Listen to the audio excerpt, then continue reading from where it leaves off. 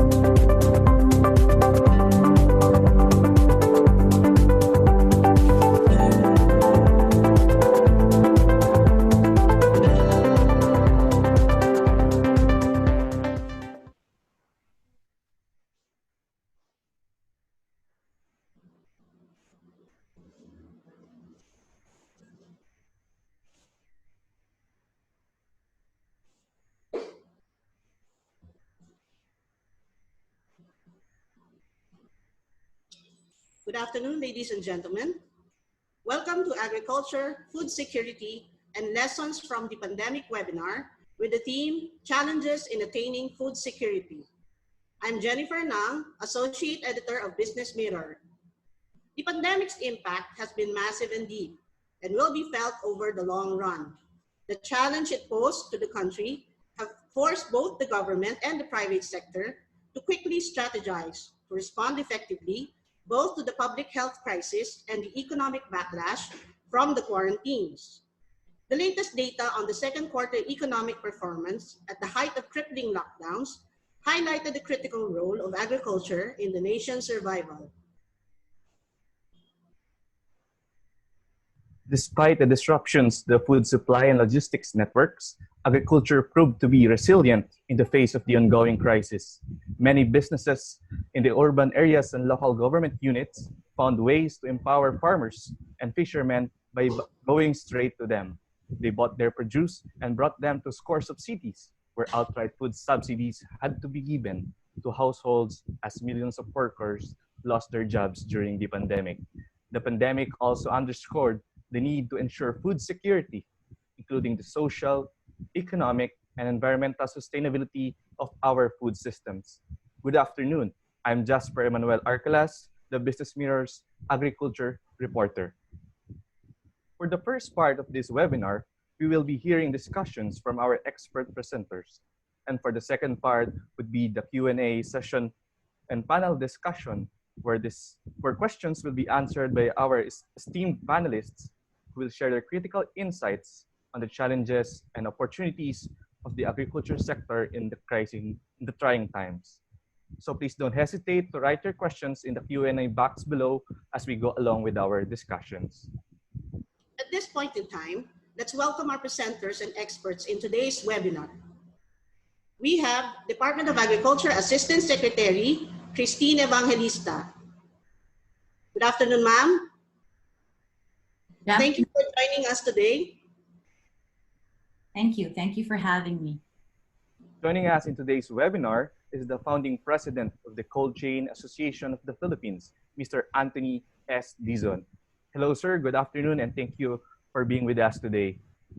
Good afternoon, and thank you for inviting us to be part of this webinar today. Our next expert is the Public Affairs Lead at East West Seed Corporation Philippines, Dr. Mary Ann P. Sayok. Hello, Dr. Sayok. We look forward to hearing you present. Yes, Thank you for hello. joining us. Thank you for having me. And our very own Professor Rene Ofreneo, a renowned economist and columnist of the Business Mirror, will join us in the program. Magandang hapon po, Prof. And maraming salamat at nakadalo kayo ngayon sa aming webinar.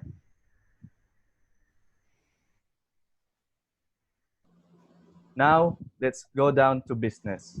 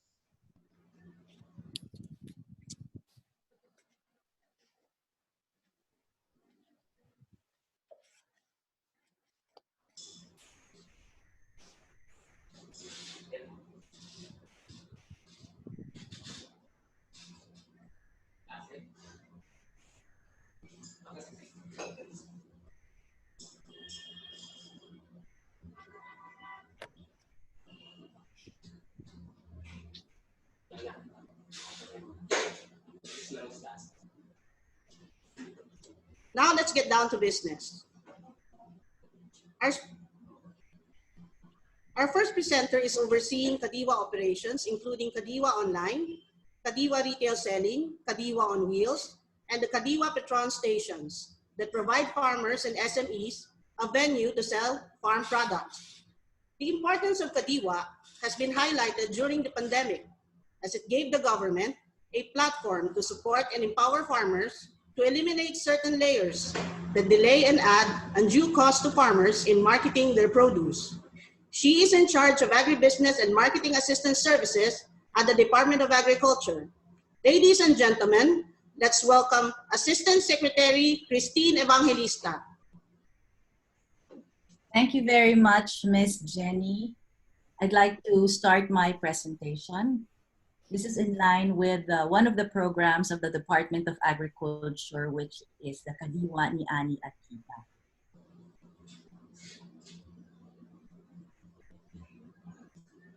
So first, to give you an overview of what Kadiwa ni Ani at Kita is all about, I'd also like to make a quick rundown of what's the content of my presentation so you can probably follow what we were discussing. One is, again, the overview. Second, we would breeze through the accomplishments of the program. And the third are the initiatives that we in the Department of Agriculture are doing to strengthen the Kadiwa ni Ani at Kita. To begin with, as you can see on my screen, this explains what Kadiwa ni Ani at Kita program is all about. But it might interest you to know that this program started in September of last year, even without the pandemic. The primary purpose of the program is to do market linkage for our farmers to be able to sell their produce directly to consumer. By doing so, we are able to capacitate them and improve their income as well. We are able to do this by engaging with communities and fix actually one of the ways of fixing the food supply and distribution system by eliminating certain layers. So the program aims to, again, emphasis is on accessibility and availability of affordable prices of fresh produce. Maybe I should add here also, we are now looking into food safety and food traceability, because by linking our farmers directly to our consumers are rest assured that these products are safe and there is a means to trace the producers. Aside from that, Kadiwa ni Ani at Kita is able to help farmers and fisher folks and even livestock raisers this is a way of giving them an opening to have them, it's a market entry activity because we give them the opportunity to sell their produce in different areas. And aside from that, lastly, through this effort, we are also able to help stabilize the prices of certain commodities. In agribusiness and marketing, we also have price monitoring. So Kadiwa ni Ani at Kita is very much related to our price monitoring efforts, wherein we make sure that in Kadiwa, the prices of the commodities are 20% lower than those in the public markets because of the lessening of different layers of traders. So these are the 4 modalities of Kadiwa. We have Kadiwa retail selling, we have Kadiwa on wheels, there's Kadiwa online, and the e-Kadiwa. For the retail selling, this is something that was strengthened during the ECQ, wherein the Department of Agriculture, together with farmer cooperatives, went to different barangays in coordination with LGUs. We also went to subdivisions and other areas that requested, because we understand that there was a very restricted movement as far as consumers were concerned, since they have no access to some areas like supermarkets during that time. The Department of Agriculture mobilized Kadiwa retail selling as well. So we also do this together with Armed Forces of the Philippines and also LGUs. I'd like you to know that out of the 17 cities in NCR, we have done Kadiwa in 14 cities already. Partnership continues, although there are some tweaks on the venue because we've been doing this in barangay and now we're moving towards a different direction. Aside from that, we also have partnerships with one very important player is the Resto PH. This is a group of restaurateurs, and they've helped us and linked us with mall owners. So we have a partnership with Ayala, with Mega World, with SM, with Robinsons, and upcoming is Walter Mart, wherein they provide a space for our farmers to be able to sell their produce in the comforts of the mall, of course, still observing the Kadiwa price. So these are some of the photos of the activities. This started in July, and every weekend we go to a different area. There are repeat areas already because the community in that area has requested that it is very beneficial for their community. So we are doing it in malls and in communities as well. DTI is our partner in the Kadiwa Descuentro Caravan. So this is a strong partnership wherein DA brings the fresh produce while the DTI brings processed food. Aside from that, even the basic, the essentials. So in one place, you can already buy your commodity. And at the same time, you can also buy detergents and what have you at a very low cost because this is a government initiative. The areas where we've had the DTI-DA partnership, Kadiwa Descuentro Caravan, includes Taguig, Marikina, and other areas as well. Now we also have a partnership with the Department of Energy wherein they linked us with the different gasoline stations. The gasoline stations provide a safe area for our fresh produce so people can buy fresh produce conveniently. We have this ongoing in Petron. Uni Oil, I think, is about to start. And aside from doing that here in NCR, we are also doing it in other regions wherein our partnerships are the cooperatives. Next is the rolling store. This is the Kadiwa on wheels. During the time of at the height of ECQ, we had to think of a creative way to bring the produce directly to consumers on the barangay level. And knowing that there were lockdowns everywhere, we partnered with social enterprises as well to help us get hold and share with us jeeps and other trucks to be able to put the commodities in those vehicles. And then we brought it directly to the barangays. this was a win-win situation for the consumers and the farmers, because the farmers were able to sell and it gave them a good market. So despite of the pandemic, the agriculture sector was really very, very busy. These are examples of our Kadiwa on wheels.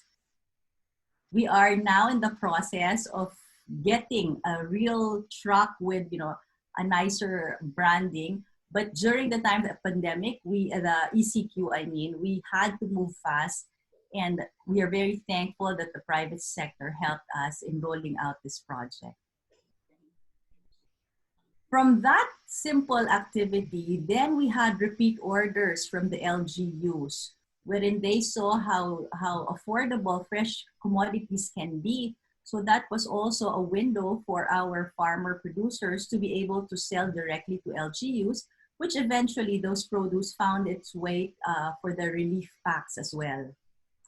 Then we also are in the digital world, knowing that it's a digital age. Aside from that, the convenience of ordering your fresh produce in the comforts of your home. So we have Ikadiwa. This is under the Department of Agriculture, and this is actually the brainchild of the Office of the Secretary. So Ikadiwa is directly under the Office of the Secretary. My office, Agribusiness and Marketing, plays a support role in this.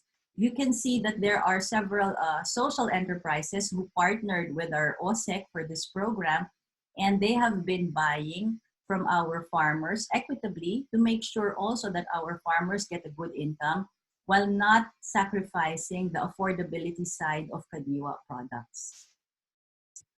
So just to give you the accomplishments of what our program Kadiwa has already gained, we've served and continue to work with 442 LGUs. And the sales generated through Kadiwa is already at 6 billion pesos. Aside from that, what I'd like to highlight more than the figures of sales is really the number of the farmers and fisher folks who benefited from this program.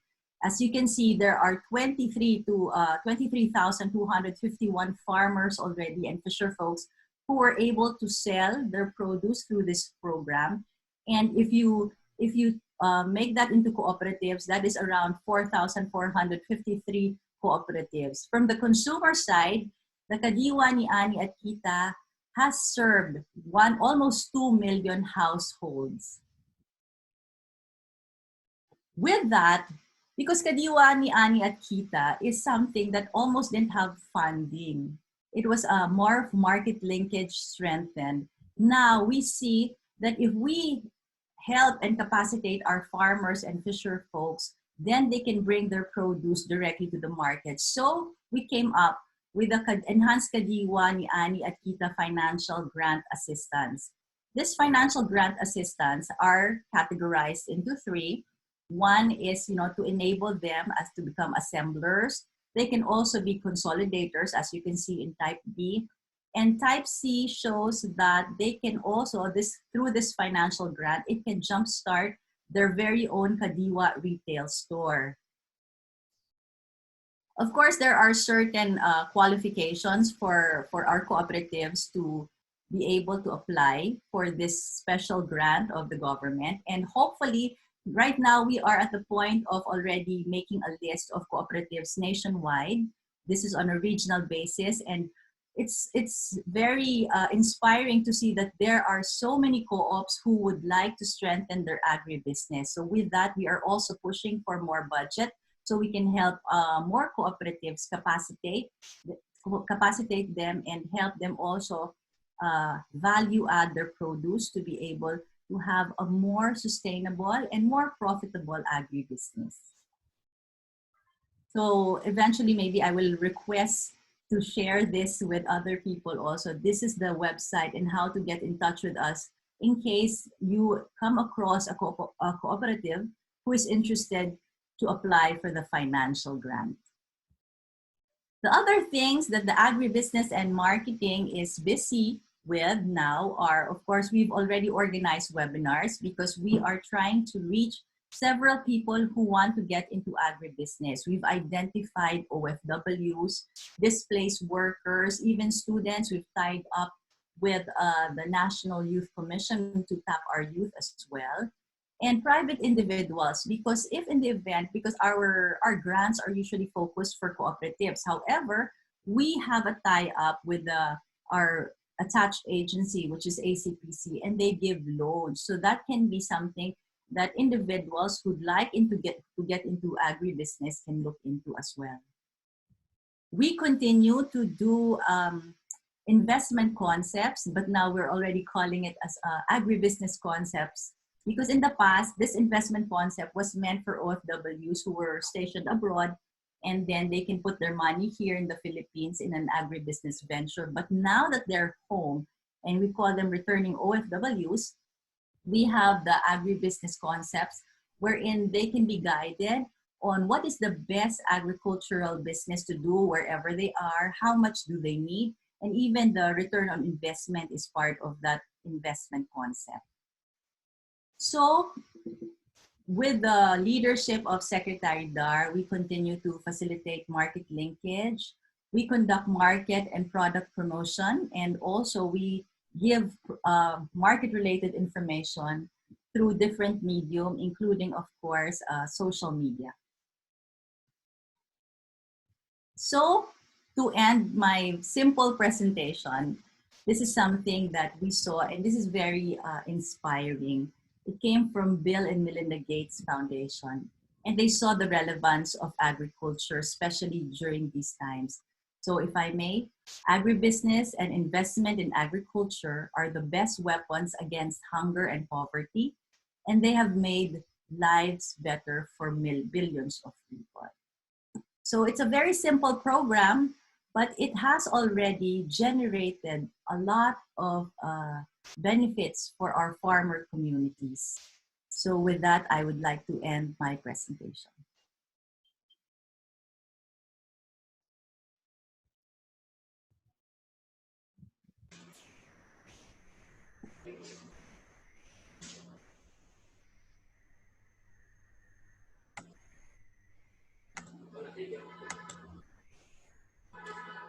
Thank you so much, Ase Christine. That was a great discussion.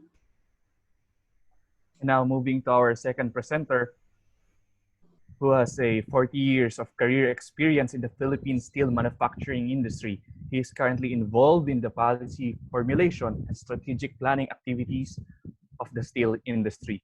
He is the president of the Cold Store Center Philippines Incorporated, a third-party logistics company offering refrigerated and ambient warehousing facilities and complete distribution services to food processing and importing companies. He is an electrical engineer with a Master in Business Administration.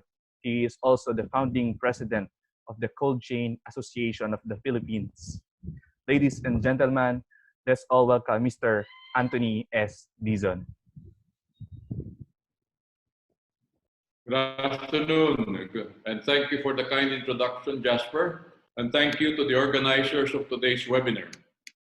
We are privileged to be given this opportunity to air our thoughts on the burning issues of the day. Let me start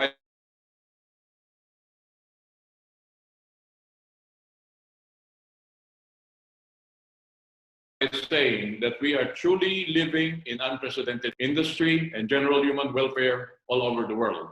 Worse even, there are no clear indications that the current situation will reverse or even ease up within calendar year 2020. In the Philippines, we are confronted with the stark realities. 45% of our labor force may be out of work. Kasumbali lang po, hindi po kami nagagalak sa pangyayaring ito. We may also realistically expect a diminution in OFW remittances to the tune of $10 to $12 billion.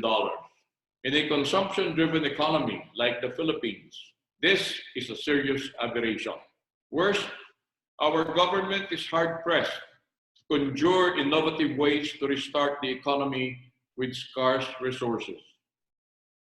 On the agribusiness front, we need to contend with the vagaries that affect our ability to provide sufficient quantity and desirable quality of food for the Filipino. Paradoxically enough, some of the factors are within our control. The challenge, therefore, is to create the paradigm shift that will enable us to surmount the challenges and prepare our agriculture sector to adequately address not only post-COVID, but also long-term food security concerns. Today, we shall attempt to draw from our past and present experiences, develop strategies and action plans, which, hopefully, if adhered to and implemented, may contribute to attaining our food security objectives. While we do not have all the answers, we believe that sharing ideas is an effective tool for generating positive action. By way of introduction, I represent the Cold Chain Association of the Philippines, an 18-year-old grouping of 140 business and professional organizations bound together by the common purpose of promoting food safety and protecting food quality through controlled temperature environment. Essentially, we act as the supply chain managers for the various food production and distribution sectors, from processing to retail and food service. Over our 18-year experience, we have aspired to work closely with government agencies such as the Department of Agriculture, the Department of Trade and Industry, among others. Most times we agree. Sometimes we agree to disagree, but always in an atmosphere of civility, respect, and a mutual interest to strengthen the Philippine agribusiness sector. I will definitely endeavor to sustain that relationship today, particularly as we have with us the new crush ng industriya, ASEC Christine Evangelista.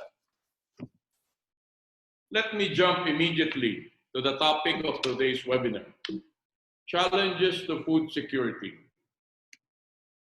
We have divided the challenges to food security into two sections.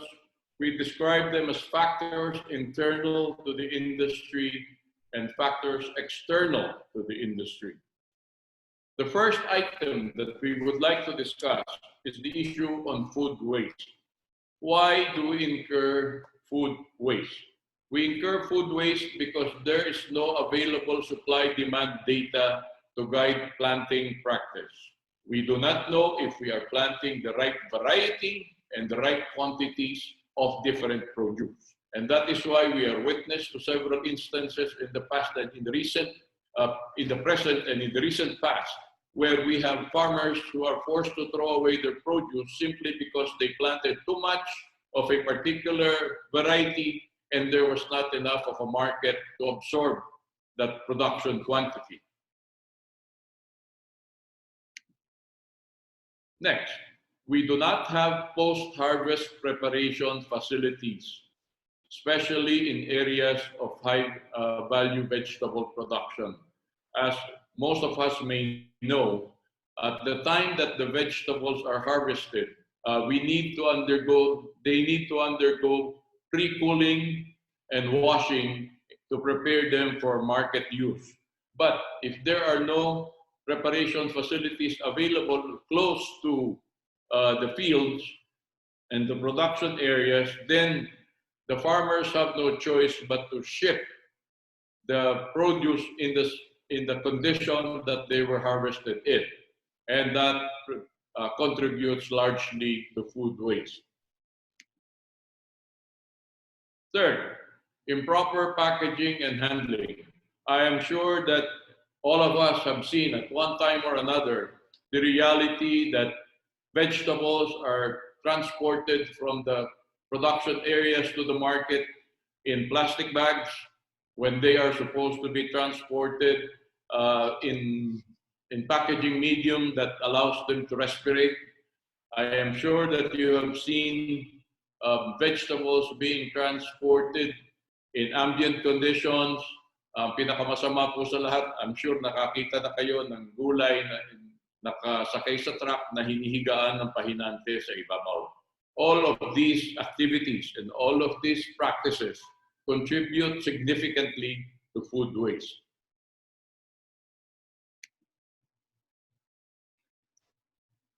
Next, value optimization. Ano po ang ibig sabihin namin dito? Yun nga po yung ulitin po namin yung sinabi namin kanina na kung ang ating mga itinatanim na gulay or prutas, yun po sanang magkakaroon tayo ng competitive advantage or kahit na paano po kung sakaling yung original purpose sa palengke hindi masunod at hindi mapiling lahat, ay meron po tayong fallback position na magagawa po natin para hindi naman po maging patapon ang ating produce. Kaya po sana kung meron tayong available na downstream processing facilities for value preservation, this would contribute significantly to preserving the value of our produce. The third factor, simulan po natin doon sa economies of scale. Ang pinakamahirap po kasi sa hanap buhay ng gulay, yun pong mangangailangan kayo ng palamigan. Ang pinakamahirap po kasi pagka kayo magtatayo ng palamigan, meron pong minimum quantity that will be necessary for the palamigan to be able to operate efficiently. And therefore, the quantities of produce that you put inside the palamigan will have to be commensurate to the capacity of the equipment that is utilized to accomplish the palamigan. Pagka po hindi magsasalubong yun, hindi po talaga magkakasundo. Next, ito po yung hindi ko po alam kung mayroong mga nakikinig sa atin na maaaring magalit sa akin pag sinabi nating traditional supply chain layers rely on the biyahero who delivers the product to the wholesaler and who delivers the product to the retailer and who delivers the product to the stall owner in the palengke. Madaming beses na pong iginawa ng pag-aaral ito para malaman kung paano natin mababawasan yung supply chain layers bago makarating ang produkto mula sa pinagtubuan hanggang sa pagbibilhan. Ang hindi lang po natin masagot na tanong dito, ano po ba ang objective nitong ating attempt to reduce the supply chain layers? Is it to bring the price of the commodity down or is it to uplift the economic status of the farmer? Yan po ang katanungan na kailangan natin at susubukan natin sagutin.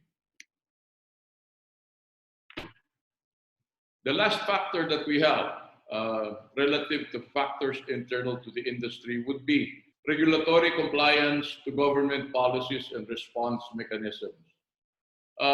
Ano po ang ibig sabihin dito? Hindi lang po ito sa gulay, hindi lang po sa prutas, maski po sa ibang food categories na ang atin pong mga regulations kung minsan ay nagkakabuhol-buhol, hindi po malaman ng mga stakeholders sa industriya ng pagkain kung alin po ang talagang dapat sundin. Ang nagiging resulta po nito ay yung pong problema sa ease of doing business. Nagkakaroon po ng problema na hindi natin malaman kung sino baga talaga ang ating dapat na sundin. Okay. So we now move to the factors that are external to the industry. Ito po hindi na kailangan masyadong ipaliwanag dahil I think these are basically self-explanatory. I'm sure we are all aware also of the problem that we are confronted with in the hog industry in the Philippines. The African swine fever has been with us for almost 2 years now, and it looks like there is no solution that is immediately in sight. Next, pagka po wala tayong ma-produce na pagkain, kagaya ng karne ng baboy, wala po tayong solusyon kung hindi humanap ng ibang pagkukunan. Ang problema po natin, lalo na po ngayon sa panahon ng pandemya, lahat po ng bansa na nangangailangan din ng pagkain ay naghahabol din na makabili ng parehas na ating mga produktong gustong mabili. And therefore, we are confronted with the issues of availability and price. Bukod pa po dyan, meron pong mga namimingit na mga issues on raw materials na posibleng tapos po ng 2020 ay at kaya po ang magiging epekto po niyan pag ito po ay nagkatotoo ay tiyak na tataas ang halaga at ang presyo ng mga finished products na pinaggagamitan ng mga raw materials na ito. At pang-apat po, yung mga non-tariff measures na pinaiiral ng gobyerno di umano para maprotektahan ang lokal na industriya ng paggawa ng pagkain. Atin pong tatalakayin ito maya-maya. Okay, so from where we sit, ang tingin po naman namin, hindi naman po ang mga problemang binanggit namin ay hindi naman po walang solusyon. We have recommended action plans that we can recommend within the industry and outside of the industry. Let me start by action plans that we can do within the industry. 1, information sharing for operations planning. Kami po, nabanggit ko nga po kanina, kami po ang supply chain managers ng lahat ng mga manggagawa ng pagkain, pag nag-i-import ng pagkain, kami po ang namamagitan mula sa production area papunta sa consumer.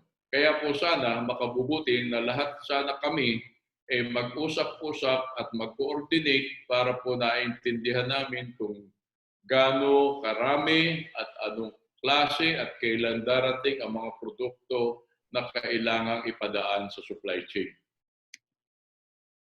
Kailangan din po naming malaman kung ano-ano ang klase ng mga produkto na pararatingin nila sa amin dahil baka po hindi alam na nakararami sa atin na meron pong prohibition in cold chain practice na hindi po pinapayagan na maghalo-halo ang iba-ibang klaseng karne, hindi rin po pinapayagan na maghalo-halo ang karne at isda, hindi rin po pinapayagan na maghalo-halo ang iba-ibang klaseng gulay.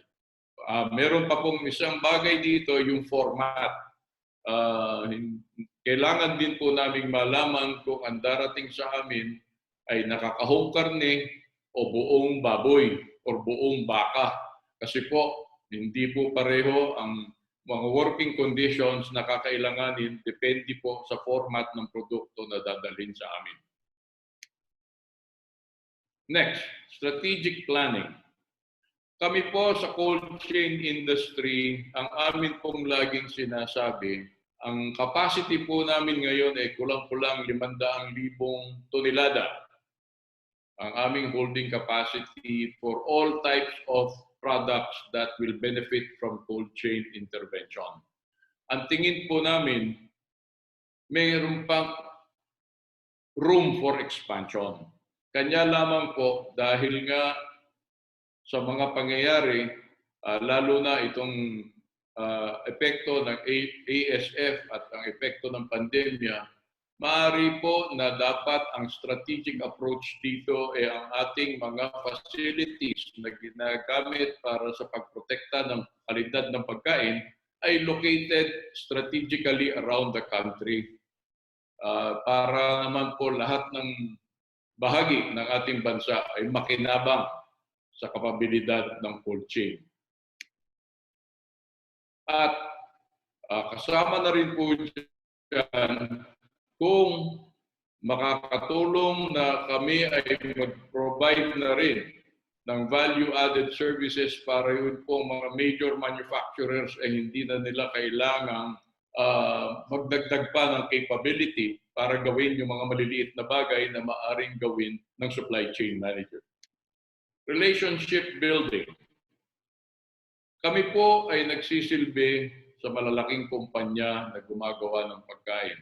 Ang amin po lamang sanang dasal, sana po yung aming relasyon between the supply chain provider, so the supply chain manager and the logistics service provider and the principal, sana po maging partnership na pagka lumalaki yung kanilang negosyo, magkaroon din ng pagkakataon na lumaki yung katulong sa pagpapaunlad ng negosyo.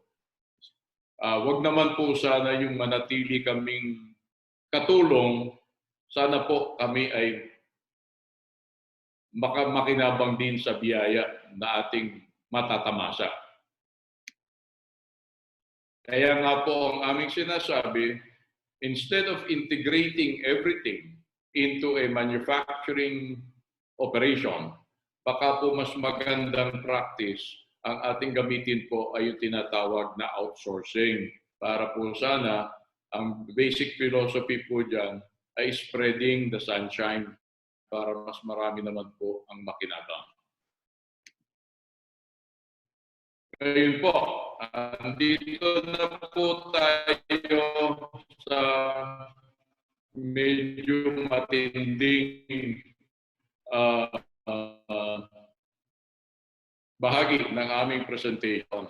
Ano po ang pwede created subheadings to highlight the action plans that we recommend should be taken by government together with the private sector.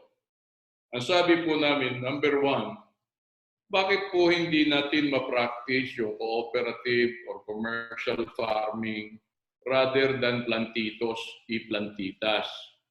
Kasi po, although the objective of plantitos y plantitas is laudable, that strategy is only a survival strategy. Dahil po pagkatapos nilang kainin yung kanilang itinanim at inani na bunga, ay wala naman po silang kikitain para sa ibang pangangailangan nila. Hindi naman po kuwan. Paano po ba natin sasabihin yon? Man does not live by okra alone. At ang problema po dyan, pagka lahat po binigyan natin ng buto ng okra at buto ng talong, paano naman po yung wala man lang opportunity for barter among neighbors kung ang kanilang paninda ay pare-pareho din, di po ba? Number 2, technology absorption for value creation. Ano po ang ibig sabihin dito? Marami naman pong technology available locally and maybe in different parts of the world para po naman makagawa tayo ng ibang paraan. Kasi nga po, baka meron tayong mga kailangang baguhin sa ating mga consumption practices. Masyado po tayong fixated sa kanin, baka naman po pwede nating baguhin ang ating dependence sa kanin. Kaya po ako'y tuwan-tuwa doon sa pangyayari last year na yung mga Aita bumaba ng bundok, hindi po para mamalimos, kung hindi po para mag-alok ng kamote sa mga taga-Maynila. At tinanggap naman po ng mga taga-Maynila yung kamote, nangangahulugan po yan, na alam naman ng taga-Maynila na ang kamote pwede na maipalit sa kanin. Ano pa po ang ibig sabihin? We have research material that says that in India, they have discovered an application by which jackfruit or langka na napakarami dito sa Pilipinas ay magawan nila ng paraan para maging staple food na kapalit din po ng bigas. Ano pa po ang halimbawa? In Thailand, bakit po sila mayroong technology na nade-develop para po ultimo yung balat ng pakwan na dito sa Pilipinas ay pagkain lang ng baboy, ay nagagawa nila ng paraan para maging pastillas. Hindi po ba? Pagka po ganun ang ating pananaw, marami po tayong posibleng magawa. And third, in the area of sustainability versus survival, I have had the opportunity to talk to several companies who have come to the Philippines and undertaken so many studies on how to develop the agribusiness sector in the Philippines, looking at planting vegetables in different parts of the Philippines, vegetables and maybe even flowers. And the idea was to export these finished products back to their home countries. But for some reason po, hindi po natutuloy ang mga planong ito. Baka po dapat nating alamin kung bakit.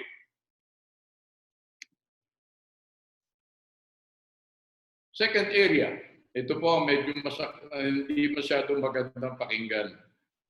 We call this policy versus fallacy.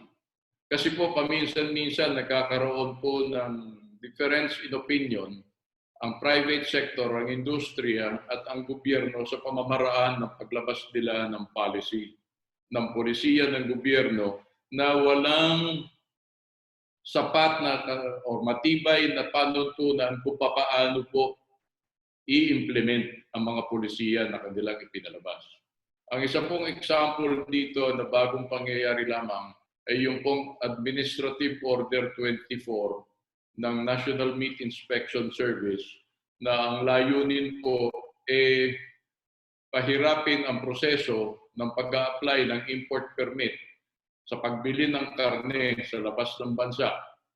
Dahil nga daw po ang kanilang theory na pinanggalingan yun daw pong mga cold storage facility puno ng lahat at hindi nakakayaning tumanggap pa ng karagdagang import shipment.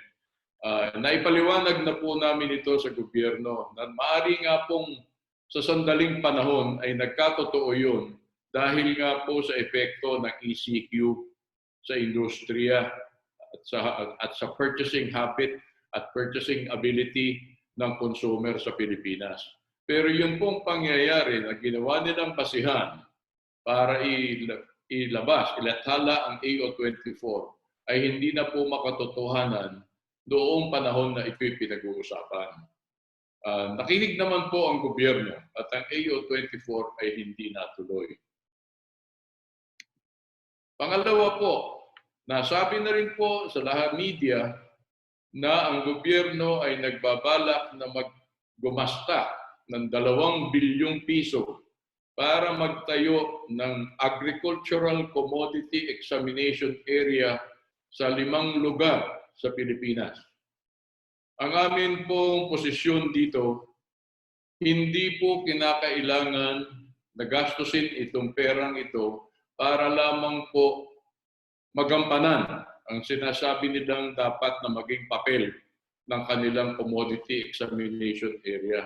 Dahil po, ang eksaminasyon ng lahat ng mga produktong imported na ipinapasok sa Pilipinas ay ginagawa ng ahensya ng Department of Agriculture ng masinsinan ng mahabang panahon na po at hindi naman po nagdudulot ng anumang suliranin o problema sa mga stakeholders at sa operations ng Department of Agriculture.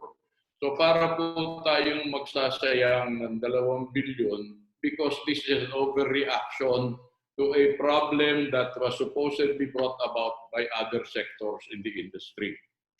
Ang masakit pa po nito, pagka po itinuloy natin itong project, itong 2 bilyong project ng ASEA, ang unang-una pong masasaktan dito, yung mismong Department of Agriculture. Dahil po lalabas na ngayon lamang sila nakakaisip na gumawa ng mga hakbangin para proteksyonan ang industriya ng pagkain laban sa mga smuggler, laban sa mga nagpapasok ng produktong hindi kagandahan ng quality.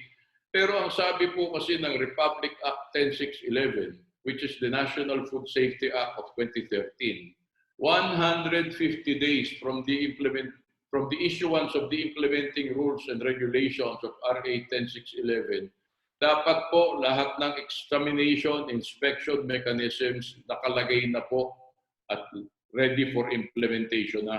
yun pong IRR na yun, yung pong Implementing Rules and Regulations, na ilabas po yun 2015 pa. So pagka po ngayon, sinabi ng Department of Agriculture na gagawa kami ng mga bagong hakbang dahil ito yung reaction namin sa Republic Act 10611 para po namang baka masabi na bakit ngayon lang, 5 taon na ang nakakalipas mula nung ma-approve yung IRR. At ang isa pong pinakamagandang tanong dito, yun pong sinasabi nilang purpose ng ASEA na para mapigilan daw ang smuggling, hindi po ba yun trabaho naman ng Bureau of Customs? Bakit po ang Department of Agriculture ang nagpapakahirap na gumawa ng solusyon para sa problema na dapat ang tumatalakay ay Customs? Pangatlo po, ito pong mga nakaraang panahon, nagkaroon ng bagong problema sa operators ng cold storage warehouses dahil po lahat ng refrigerated containers ng imported na produktong pagkain ay napilitang magpakabit ng GPS sensor ang bawat container. Ang problema po rito, yun pong mga container na kinapitan ng GPS device ay makakarating doon sa kanilang patutunguhan kung saan sila dapat buksan, ay hindi po mabubuksan hanggat hindi dumarating yung taga-customs na magbubukas, na magpapatay ng alarma noong GPS device. Ang sabi po namin, hindi na po kailangan nito dahil meron na pong procedure in place ang Bureau of Animal Industry at ang National Meat Inspection Service kung paano po matiyak na ang isang container na dumating ay makakarating lamang at mabubuksan lamang kung saan siya itinuro na pupuntahan niya. Again, ang sabi po namin dito, ang nahihirapan po rito ay yung mga stakeholders sa agribusiness sector. Baka po dapat po ang unang nag-react dito at nagreklamo should have been the Department of Agriculture. Hanggang ngayon po, nakakaranas parang kami ng problema dito na ang nagiging resulta ay nade-delay po ang pagbukas ng container, nagre-resulta po sa demurahe. At maski po yung mga container na nasa port of arrival, hindi po nakakaalis pagka po walang magamit na GPS. At pang-apat po, ito po ay aming pinakakahintay-hintay. Sabi po ng ating mga mambabatas, under Bayanihan 2, meron pong 24 billion pesos na i-allocate sila for agribusiness.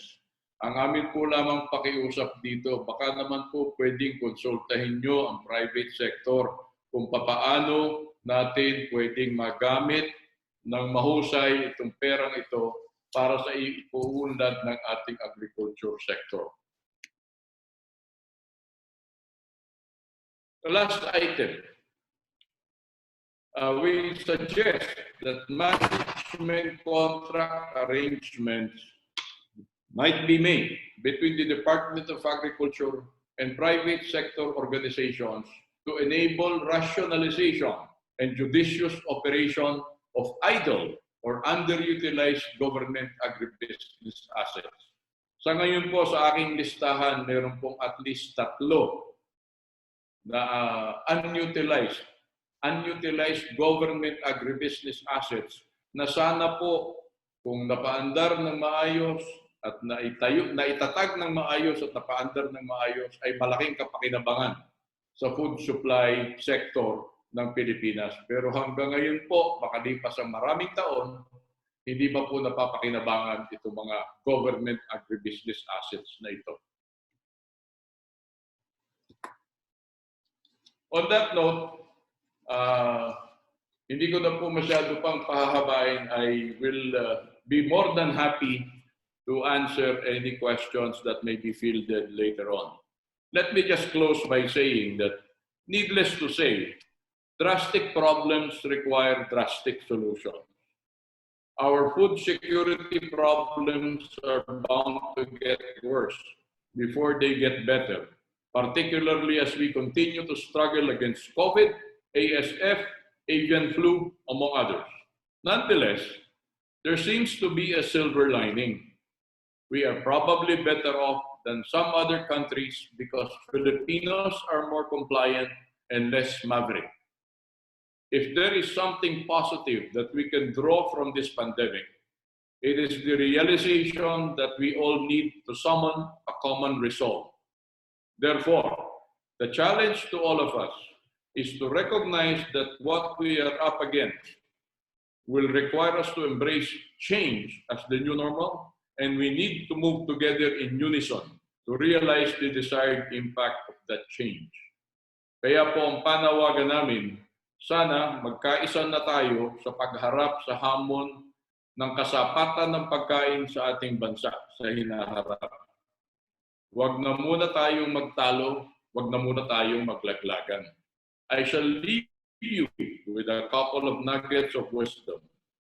Hopefully, they supply the motivation to move forward together in our quest for food sufficiency and food security. Sabi po ni Henry Ford, coming together is a beginning. Staying together is progress. And working together is success. Ang sabi rin po na Steve Jobs, great things in business are never done by one person. They are done by a team of people. On that note, maraming salamat po at magandang hapon. Maraming salamat po, Mr. Anthony Dizon, sa napakaraming makabuluhang ideya at impormasyon na inyong binahagi sa amin.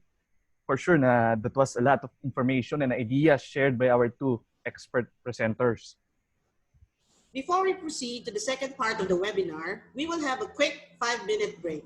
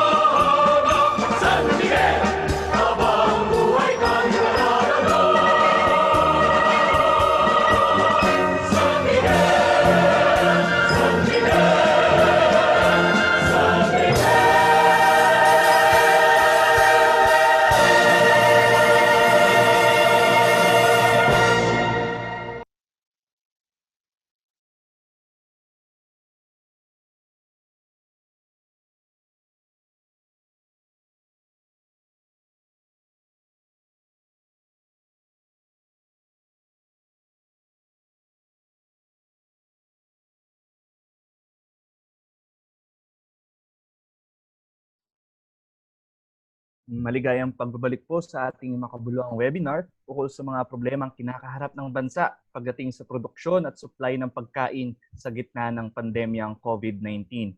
We hope everyone is ready to continue with our next set of presentations. Moving on to our next presentation, she has 18 years of experience in the vegetable seed industry. Prior to her stint in the private sector, she had a long career in government, responsible for implementing agriculture programs on crops, livestock, fisheries, irrigation, farm mechanization, and agriculture extension and training. She is the public affairs lead at East West Seed Corporation Philippines, a Dutch company engaged in research, development, production, and distribution of vegetable seeds. East West Seed is the market leader for tropical vegetable seeds in Asia and developing markets in Africa and Latin America. Ladies and gentlemen, let's welcome Dr. Mary Ann P. Sayo. Thank you. Good afternoon, and thank you very much, Jen, for the kind introduction. To the organizers, thank you for having me here. Let me just try to share my screen.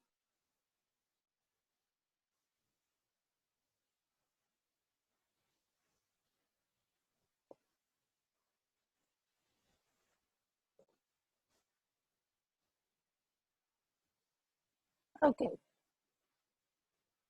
Well, now more than ever, the challenges of attaining food security are staring us in the face. The COVID-19 pandemic has highlighted the importance of agriculture and food security. It is in this context that I would like to talk about the value of growing vegetables in this pandemic and beyond. Seed is the starting point of the food system.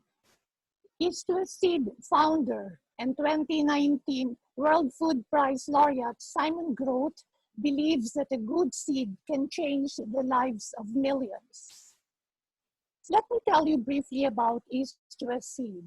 East-West Seed was founded by Dutch seedsman Simon Groth and Filipino seed trader Benito M. Domingo in Lipa, Batangas in 1982. We have been serving farmers for 38 years.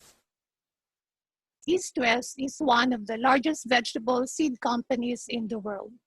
We export our varieties to over 60 countries.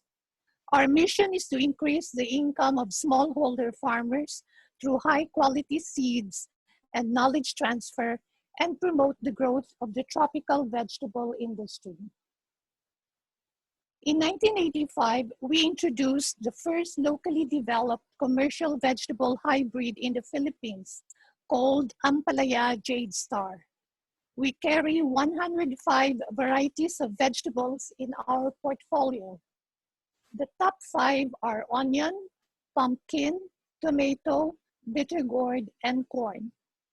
In 2007, Farm Ready, the first professional vegetable and flower seedling nursery in the country, was established. Why vegetables? Vegetables' unique contribution to development includes higher productivity, nutrition, and income diversification. Vegetables rank second to ornamentals on income generated per unit area and time. They can be grown as a monocrop, intercrop, or multiple crop. Vegetables can be grown year-round, ranging from short gestating crops to crops with longer harvesting period. Vegetables are best source of micronutrients, especially in vulnerable communities. Vegetables are known as cash crops, and the average income per hectare is higher compared to field crops. On vegetable production trends, the value of Asia's vegetable industry is estimated at $29 billion US, according to the World Vegetable Center. The Philippine vegetable production is growing by 2% and vegetable area by 1.7%. Yield per hectare is also increasing, which can be attributed to the use of quality seeds of improved varieties coupled with better agronomic practices. The average yield per hectare in Asia is between 8 to 10 tons per hectare. On vegetable consumption trends, by 2050, the world will need an additional 730 million tons of fruits and vegetables. Filipinos' vegetable consumption of 41 kilos per person per year is substandard compared to the recommended intake by the World Health Organization of 73 kilos per person per year. Low vegetable consumption may be linked to these diet-related issues, health issues. 95 children in the Philippines die from malnutrition every day. 13% of Filipino adolescents are overweight and obese.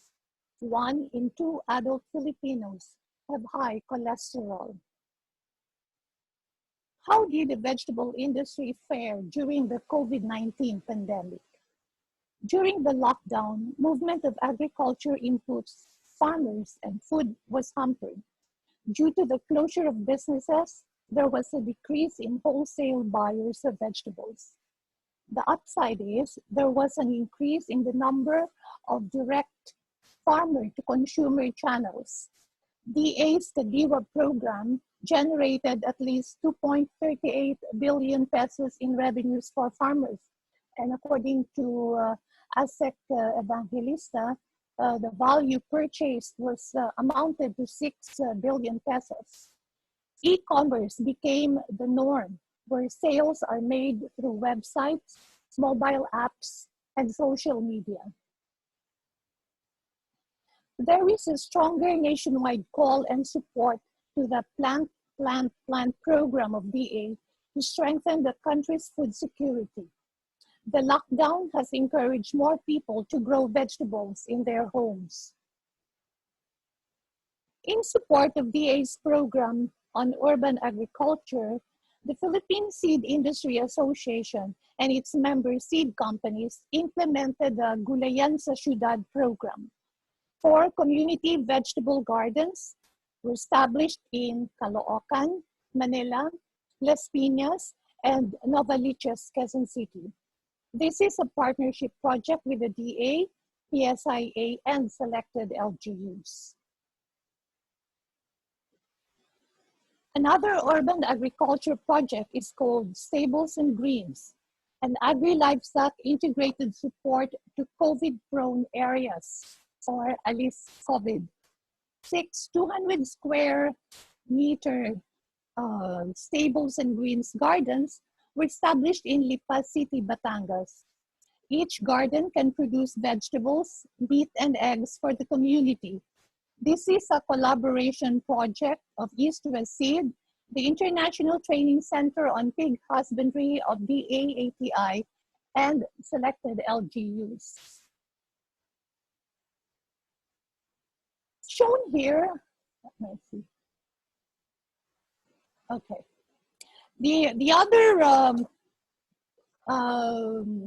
project that East West Seed has partnered with is diversifying into vegetables to strengthen food security and help increase the income of farmers. So that's the main objective of the Pag-ahon project, or sa Palay at Gulay, May Ani, Hanap Buhay, Oportunidad at Nutrisyon. The aim is to increase farmers' productivity and income amidst the pandemic. They will be trained on crop diversification practices through farmer field schools, technology demonstrations, and market matching. This is East-West Seeds Partnership Project with DA PhilRice and the LGU of Lupao, Nueva Ecija. To help more people to successfully grow vegetables, East-West Seed launched the Veggie Escuela Online. This features e-trainings on vegetable farming as a business, home gardening, improved practices for commercial vegetable farming, and pest and disease management. In May, we have released more than 30 webinars, reaching thousands of people via Facebook. Vegetable home gardening video tutorials and teaching guides are also accessible via East-West Seed Foundation's new website at www.eastwestseedfoundation.ph. What is the lasting impact of COVID-19 on the vegetable industry? Consumers will have increased health and food safety consciousness. There's more preference in purchasing food online, and they are interested to grow their own food, like home gardening.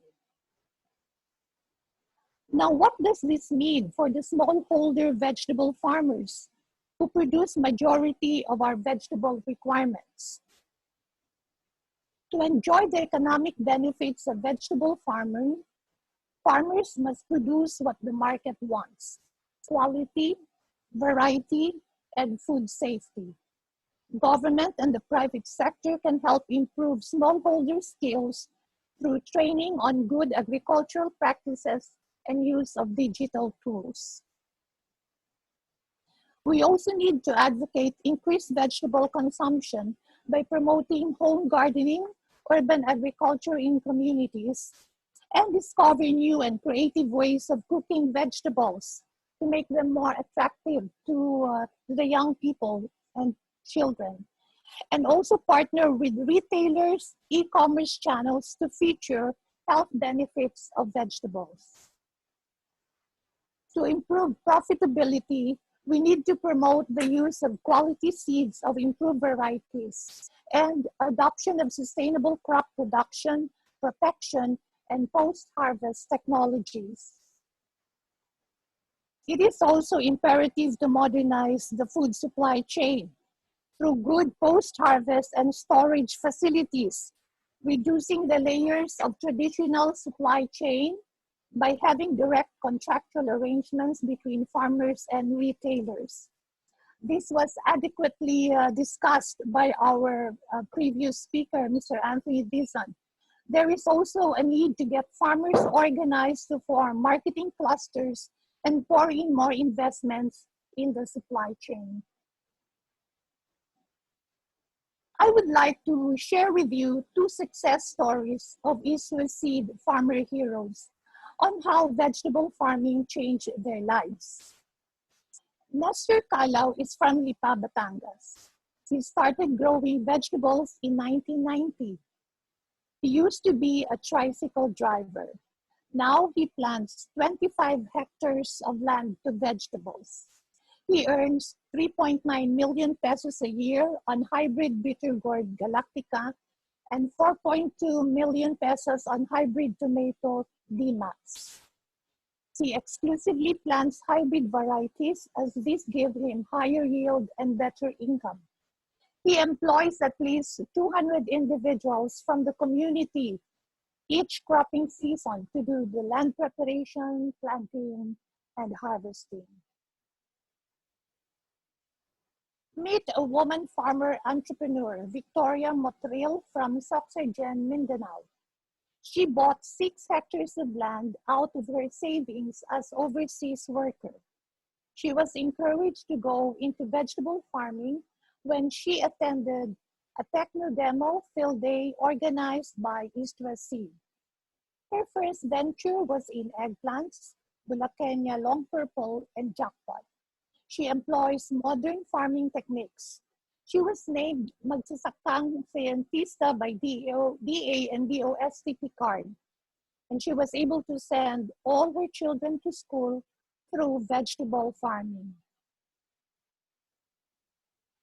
So when vegetables rise, people thrive. So let us continue to plant to attain food security.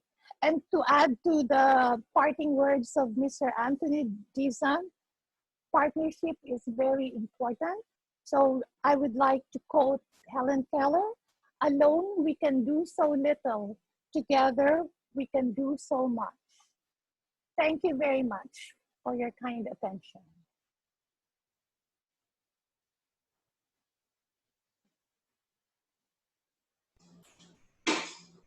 Thank you, Dr. Sayok, for joining us in today's discussion.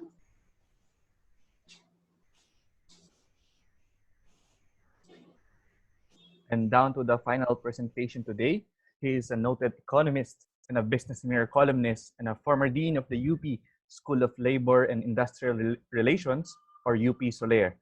He is a professor emeritus at the University of the Philippines, Diliman, and the current president of the Integrated Rural Development Foundation, which works and partners with communities and organizations of smallholders, fishers, women, indigenous people, agricultural workers, and the youth.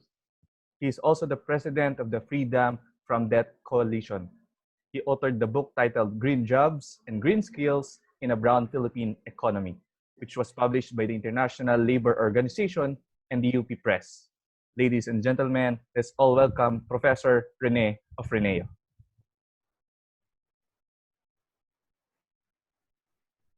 Hello. Magandang araw po. After the presentation by Dr. Sayok, bigla ho ako nagutom. Nakakatakam ang mga gulay na inihanda niya. Sir, can you start the video, sir? Can you hear me? We can hear you, but we can't see you po. Please turn on the video, please. Po nawawala. Okay? Okay, there you go. Thank you. Lumilipad na ho ang aking buhok. Dahil tayo emeritus na po. Anyway, I would like to salute Business Mirror and its co-organizers in having this webinar, very important webinar. First, let me start with this very short reaction. I enjoyed the presentation by our but the presentations of our two main speakers. First by ASEC Christine, because the revival of Kadiwa and what it's doing is well, it is a reaffirmation of the role of what an activist government should be doing during crisis period, trying to balance supply and demand and trying to link farmer with the market. That's very important. It's a deviation of sort to some policies advocated by some economists before, which I will discuss.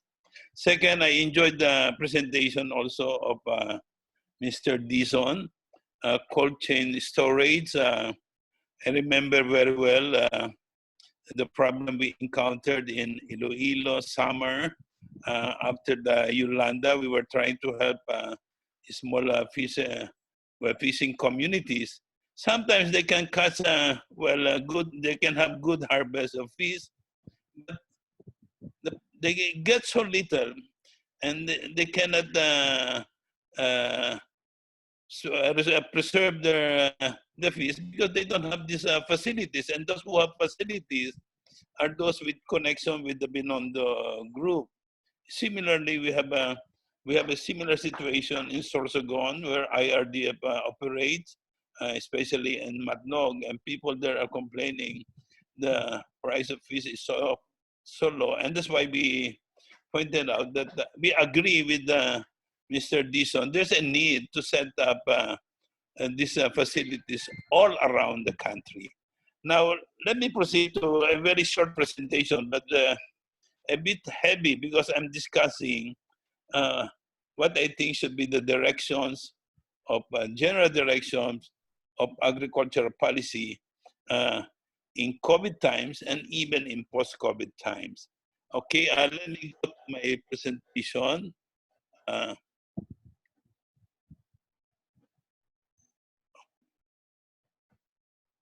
Okay, now the title of this is the COVID pandemic.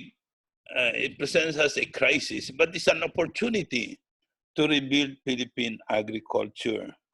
Let us not waste this crisis. It's not moving. Maybe, sorry. How do I make this move? Maybe,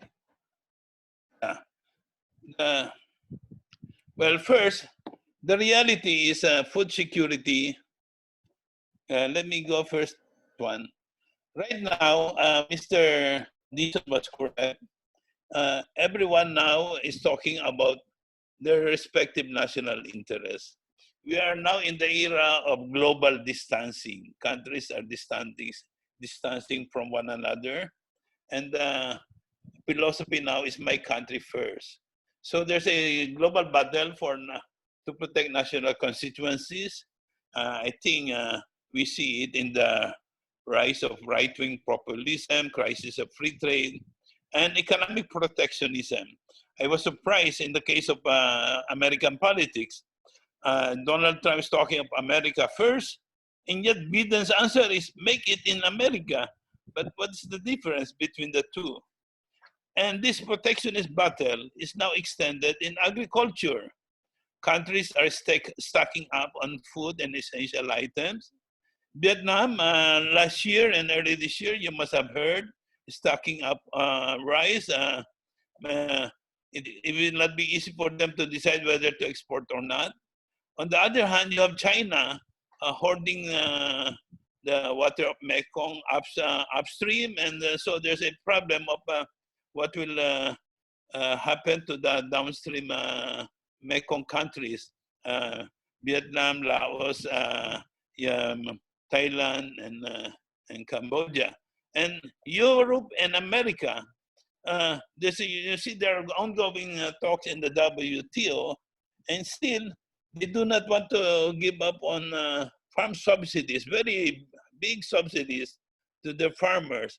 And yet they are also very insistent that developing countries and all other countries should open up the markets for their exporters.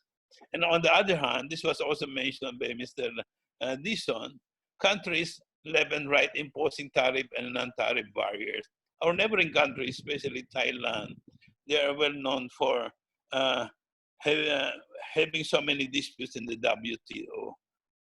Now, what is the reality? Food security is really central in surviving the pandemic.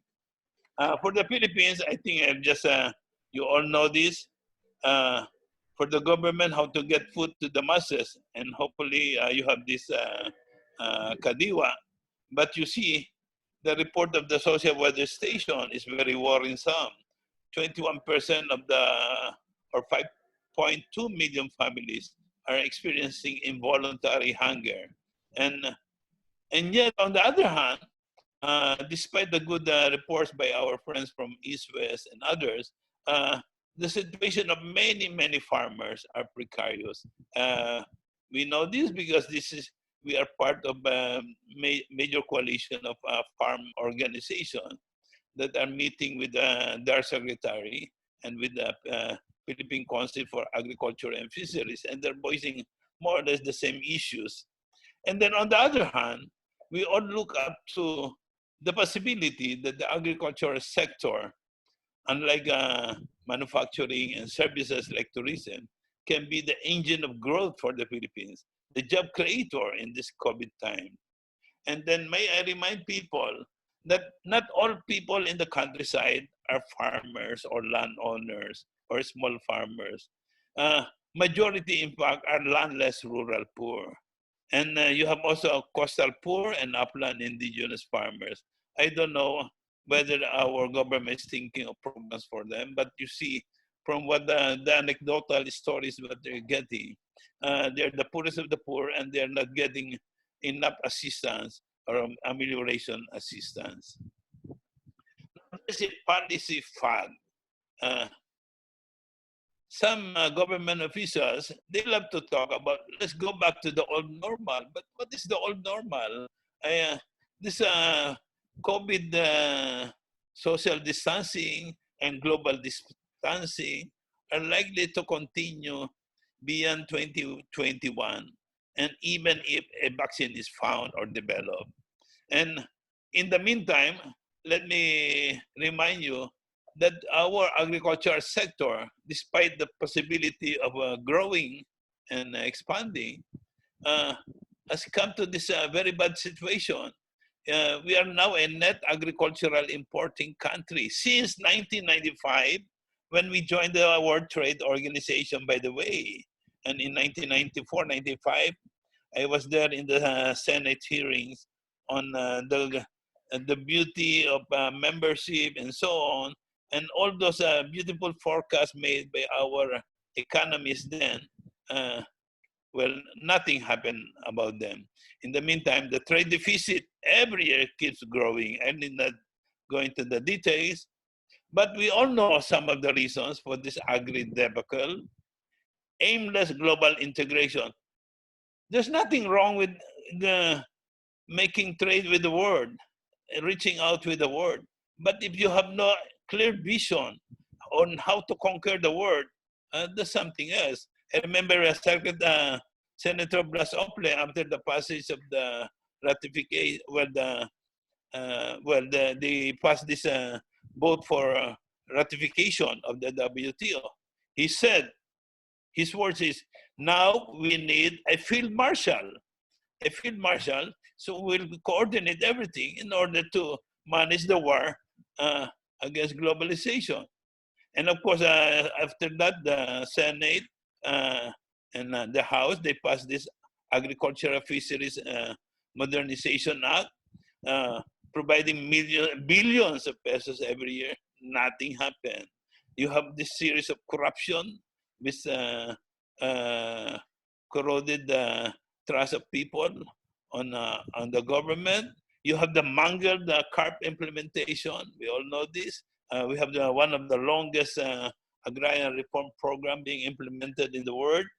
We have weak bureaucracy, and then as an industrial relations person, I keep saying, how come there's no program on human resource development, meaning transformation of farmers, agrarian reform beneficiaries into agribusiness people, skills development.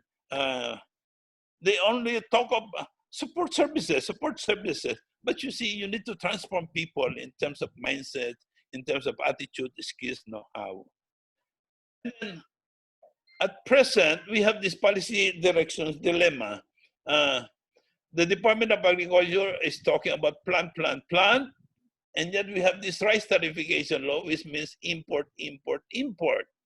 We have the poultry producers of Bong Isyong. They keep saying we can supply the market, and yet the Bureau of Plant Industry keeps releasing import permits. When the Bureau of Customs, there are many reports of Federation of Free Farmers. They have been undervaluing imports. There's no decisive measure on the cocoa levy funds. There's almost a 50 years issue already. Over 100 billion pesos contributed by the farmers. And cocoa farmers are some of the poorest in the country. And this fund should be released for cocoa community development. And then no transformation program for CARP beneficiaries still, and the coordination among the three agencies, DA, DAR, and DNR, still unclear. So this is I borrowed this from the Phil Rice. Ang mura na ng palay, pero bakit ang mahal pa rin ng bigas? So our proposal, let's adopt the proposal of CSO. I'm voicing here the proposal of many NGOs and farm organizations. Adopt a farm people-centered food security development framework. We should junk the old NEDA agri framework. I don't want to mention the name of the economists, but this is their framework. They're obsessed with the neoliberal thinking that food security means accessibility of food, whether produced locally or imported. And then, so long as you have money and you can buy or import, you are secure. And so they use, to implement this, they have this old agri-deregulation policy, which relies on market forces to sort out trade and production and limits government intervention, so no kadiwa, and limits the role of farmer organization. Now, real food security means self-sufficiency and sovereignty of the people, farmer, to determine development priorities based on people country needs. Imports, yes, we should have imports, but to supplement, not to displace local producers. Further, we say that country can only be secure if local agriculture can feed the nation. I remember George Bush when he was renewing, every 5 years in America, they have the US Farm Bill is being renewed.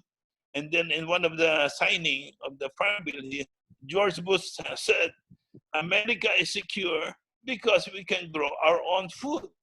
As simple as that. So to achieve food security, government should support peasant fisher folk empowerment program. Freedom of association includes that empowerment, human resource development, and social protection, agrarian reform, rural community development, including healthcare, promotion of integrated area development, not piecemeal area development, and then just national land use policy. Again, 50 years being debated, still we don't have a national land use policy. And then the role of government in balancing markets is critical. And all you have to do is look at what other countries are doing, especially the developed countries. Look at what China is doing, Indonesia with its Bulog, India with its India Food Corporation, South Korea, Japan. They have this balancing. And yes, pandemic have shown to us that LGUs are very important. They have a critical role to play too. So on relation between corporation and farmer organizations, we need to build fair, equitable partnership. Corporations should focus on helping farmers add value to their products via farmers' higher participation in the value chain and higher share in value creation. For example, why are cocoa farmers stuck to selling cheap copra and whole nuts? And yet, when they sell this copra and whole nuts, the ones processing them their byproducts remain stable and remain high. There's a big disconnect. Corporations should assist farmers increase productivity without displacing them from the land. Again, let me cite the example of, well, during the heyday of Virginia tobacco, tobacco farmers in locals, they get the income through high-yielding varieties and impounding facilities given by their partner firms. And these partner firms are not necessarily owning the lands. Now, government corporations, there should be continuous dialogue, sustained and productive. But let me conclude, ladies and gentlemen. Pandemic gives country opportunity to overhaul the failed agri-deregulation policy program. It simply means government doing nothing or something like that. The DA's plan, well, it's a good initiative. It's being accompanied, however, by a coherent program. For example, how can you promote farm mechanization if there's no irrigation and so on? And then there should be integrated area development. This is a long it's an observation, long time by many scholars on agriculture, that many of our programs in agriculture are disjointed, piecemeal. We need an integrated approach. And yes, corporations have a role to play as partners in value development of farm product, but not as land or market monopolies. Let us all build food security based on a people-farmer development framework. And finally, my friends, let us embrace solidarity values of damayan. When in crisis, magdamayan. Bayanihan, when we're starting, let's help one another. And taklikan, let us support whatever is good initiatives are being hatched or launched, like the East-West Seed program. Let us rebuild together agriculture and rebuild our nation. Thank you. Good afternoon. Thank you very much, Professor Rene Afraneo, for the great ideas you shared with us. At this point in time, we will have the Q&A session, panel discussion. We would like to invite again our experts, Ase Christine, Mr. Anthony Dizon, Dr. Sayok, and Professor Rene to join us in the discussion. So, sir, ma'am, mauna ako, no? Akong bumangka. If you're a senator or congressman, saan ka magsisimula in terms of overhauling agricultural policies? Siguro pwedeng magsimula si Prof. Rene. Hello? Sir, kung ikaw ay senator or congressman, saan ka magsisimula in terms of overhauling agricultural policies? Well, there should be a, well, madali naman magsabi na we need an agricultural summit. But right now, we have so many lessons to learn. From the 1990s to the present, what works and what doesn't work. I remember very well some of the columns written by Secretary Dar when he was still a columnist. And some of the ideas are worth reiterating. In fact, he and I think, agree on the need for integrated approach. And let us plug the holes. You see, the hindi integrated, you see, let me go, this issue of integrated, you see, one of the problem is in the past, there will be some rice shortages, and then there will be a rice inflation of rice, etc. And then there will be an investigation of smugglers. There will be an investigation of some of the fertilizer funds misuse, etc. In the past, I had a talk with one of our agricultural experts, former UP President Javier. He said, the problem is we don't have integrators in agriculture. In the 1970s, one of the success of Bong Tangko, if I remember it well, but he was an integrator.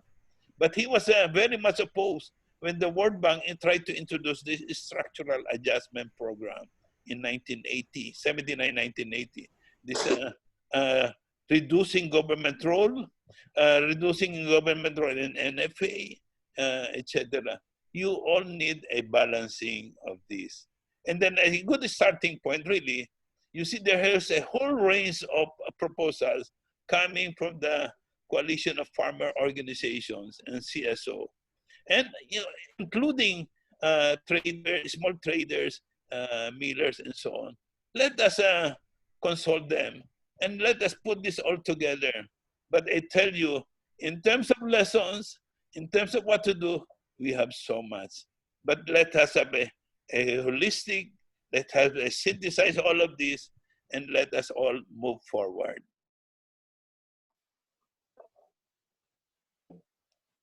Mr. Dizon? Well, in terms of developing new directional policies, I would imagine that going back to my presentation, I think that our problems really lie in the production area. So we need to have a rationalized, a concerted effort at unifying production efforts to make sure that we produce enough and we produce enough of the right produce so that we can address adequately the needs of the populace and also look at the possibility of generating additional revenues by exploring external markets. I think that is probably the most important component of the agribusiness that we need to address.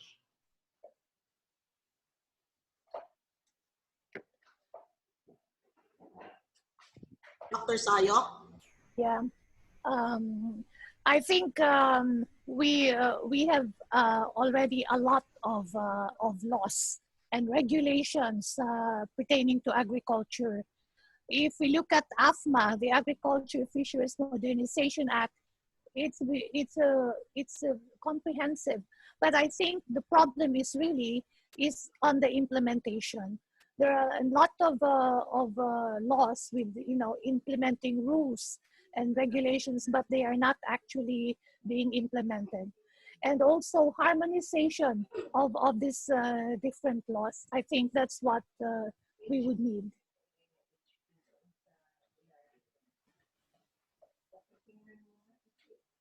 Jasper? Maybe you, Ase Christine, would like to share her thoughts on that question as well. Thank you, Jasper.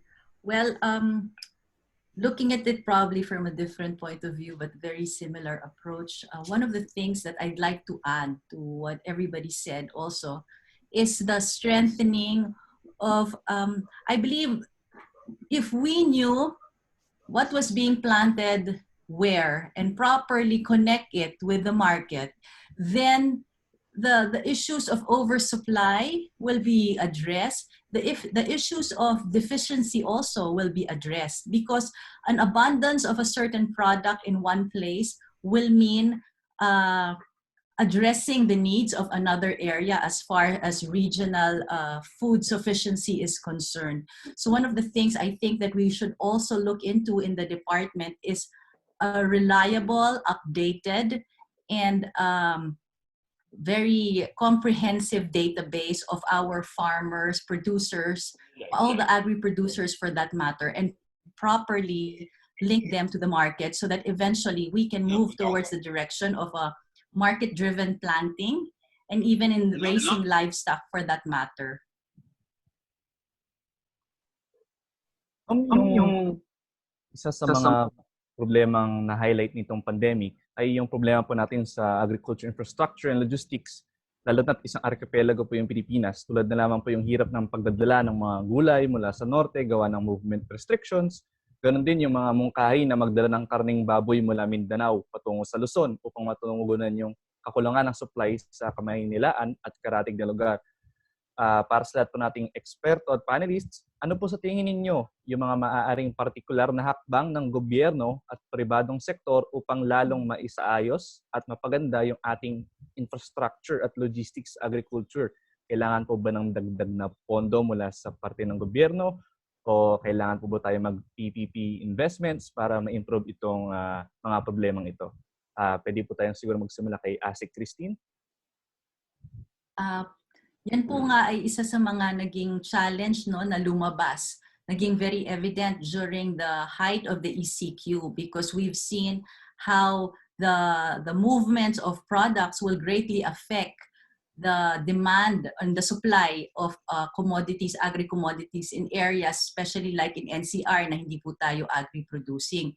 So ang tinitingnan po namin ngayon is how to improve yung logistics, how to partner, of course, with the private sector para ma-address po not only yung logistical needs, which is the movement of the commodity, but also the proper storage of the agri-commodities to extend the shelf life and to make sure na yung produkto po na dinadala natin dito from other regions, whether this is tawid dagat or, by land, they are all food safe, meaning hindi po natin pwede i-compromise ang safety ng ating commodities. I think this is where private sector partnership will really come in to help us know also what are the areas that funding might be required as a way to catalyze and to make sure that yung logistical problems, including pre-positioning po ng ating agri-commodities, will be something that is institutionalized as well.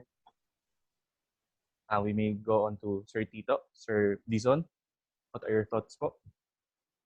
Well, I cannot disagree with the statements of Asik Christine. Tama yung sinasabi niya na clearly identified naman natin kung saan-saan ang gagaling, saan yung central production areas ng specific products, and therefore the challenge is really how to bring produce from point A to point B where it is needed.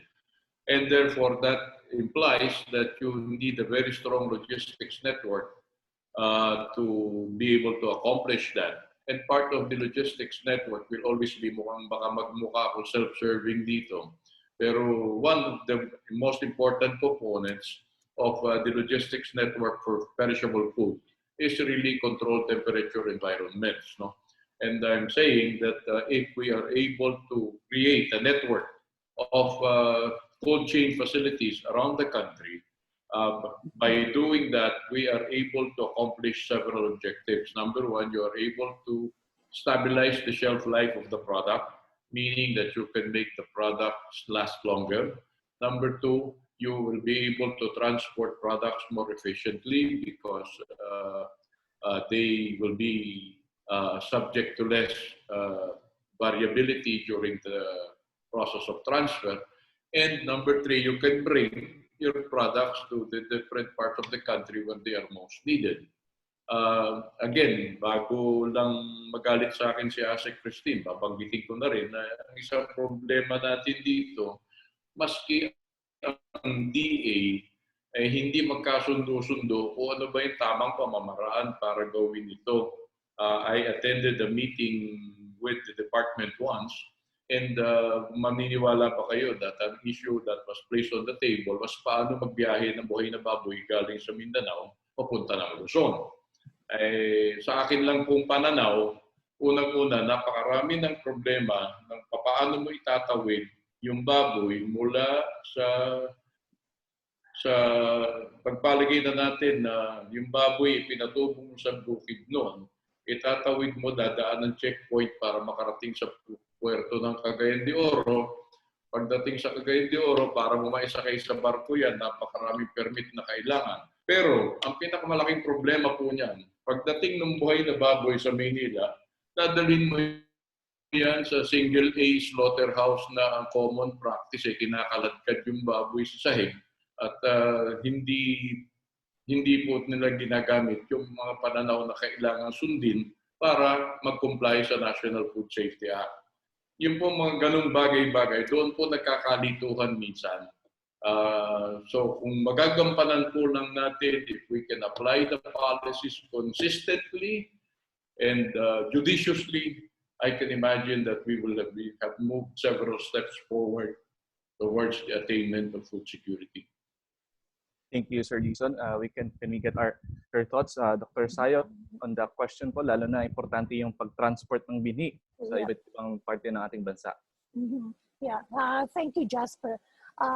Siguro, I would like also first to point out na maybe we should be able to develop the capability of these island provinces to produce their own food and not to be too dependent on imports, from other provinces. That means really investing on infrastructure, knowledge transfer, and the like.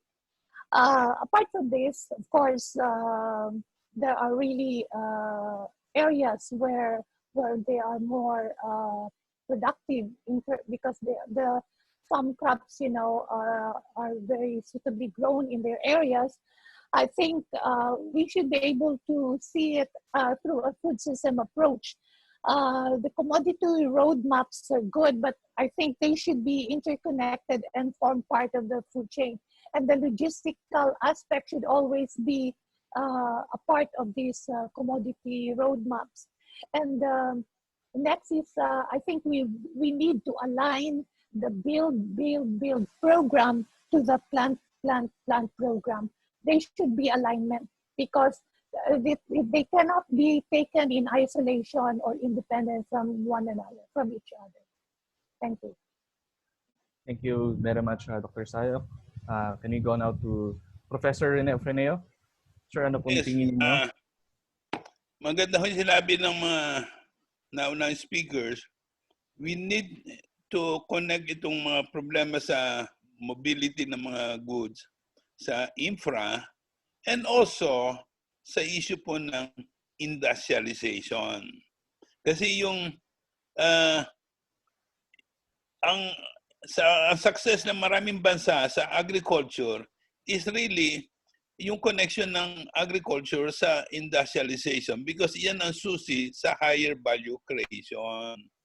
And nagtataka ho ako, no 1960s and 70s, records show, nangunguna na ang Pilipinas sa Asia, at the Southeast Asia, sa development ng fertilizer industry, agri-chemical industry, itong mga mechanical, yung agricultural machinery industry. And then, nabura po yan. Noong dekada 80, 90, of course, nagkaroon ng mga, yung mga nagre-repair. Ngayon, ang dami pa nga, puro import. That is one area. Yung ikalwa nga yung processing ng mga products. Again, dito nga dapat pumasok yung partnership ng industry at saka agriculture. Another area, yung sa yung sa mga port development, sa shipping. So yung build, dapat naman i-tweak in favor noong ng mga halimbawa sa mga landing area ng ating mga gulay, ng ating mga prutas, ng ating mga kahayupan, etc. Imagine sa build, meron pa naglagay doon ng magtatayo ng tulay between islands na very expensive. Sabi ko, ano ba priorities nila? So that is again, job creating. And that's why nga po yung sa Hanjin, just sa Subic, may proposal kami noon, yung sa UP Seeds na yun i-transform into, total na bangkarote yung Hanjin, it-take over. Partly with the help of the Philippine Navy. And then ang taga-Philippine Navy Research, nagsabi pa nga, part of the Hanjin facility ay development ng small boats na kailangan natin. Hindi yung kinakailangan ocean-going vessel. So, again, dapat to i-connect ito and then dapat nag-uusap talaga ng lagi. Yan si Secretary Lopez at saka si Secretary Dar. Industry and agriculture dapat magkasama po. Maraming salamat po, Professor Rene Afreneo.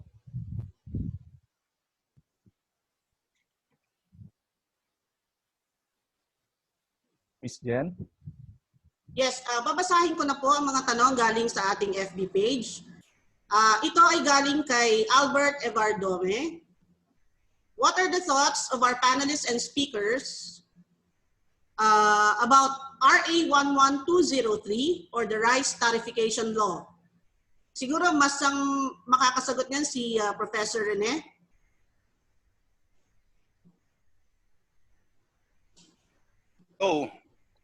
Maraming salamat sa tanong. It is obviously it's a failure.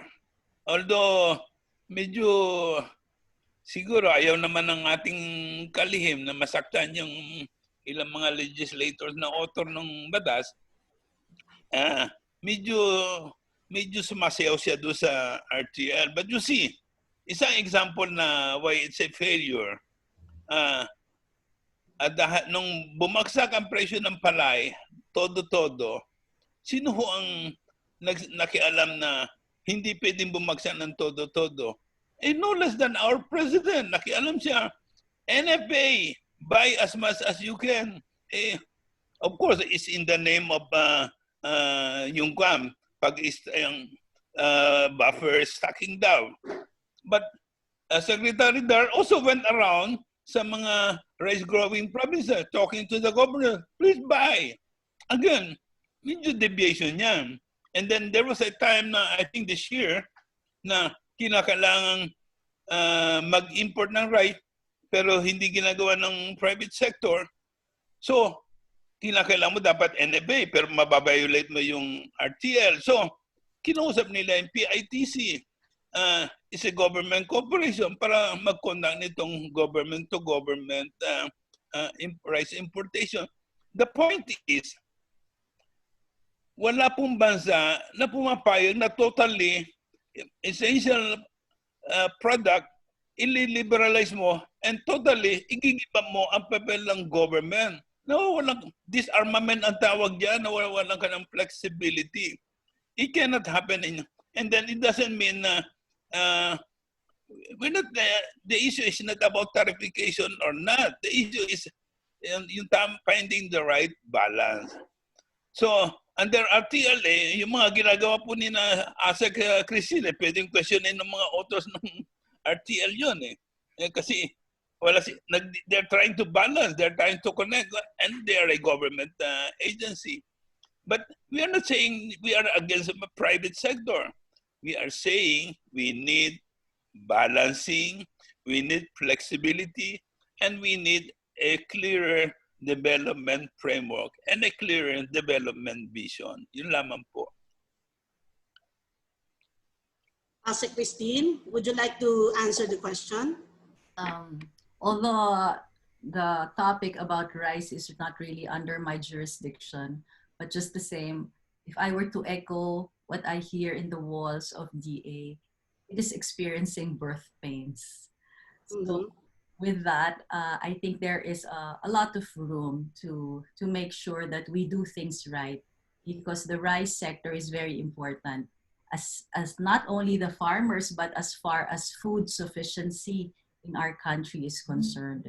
We also don't want our farmers again to experience what happened wherein the palay prices really went down. And this is something that we are looking into, and definitely the rice banner programs, I'm sure, are already putting enough safety nets to make sure that this that legislation works to the advantage of our producers and our country for that matter. Thank you for that, Asa Christine. Mr. Dizon, would you like to say something about the law? Well, I cannot comment too lengthily on the impact of the rice tarification law. All I can say is that from what I understand, the rice tarification law came into being as part of our commitment to the World Trade Organization. And therefore, there's very little that we can do about that part. No? Ang kaya nga po sa akin, parang pardon the expression, but parang itong sitwasyon natin sa palay is probably like beating a dead horse. Parang hindi po ba natin kayang tanggapin yung katotohanan na hindi po natin kayang makipag-compete sa Thailand, sa Vietnam, or sa China in terms of rice productivity. Kaya nga po ang tanong, hindi ba natin pwedeng gamitin yung ating lupa para magtanim ng ibang pananim where we have a competitive advantage, number one. And number two, yun nga pong binanggit ko kanina, hindi po ba natin pwedeng awatin ng konti ang Pilipino sa dependence on rice? Kasi nga po pinatunayan naman na sa ibang pamamaraan na pwede naman mabuhay ang Pilipino ng hindi ganong karaming kanin ang kailangan kainin. Thank you for that, Mr. Dizon. Dr. Sayok?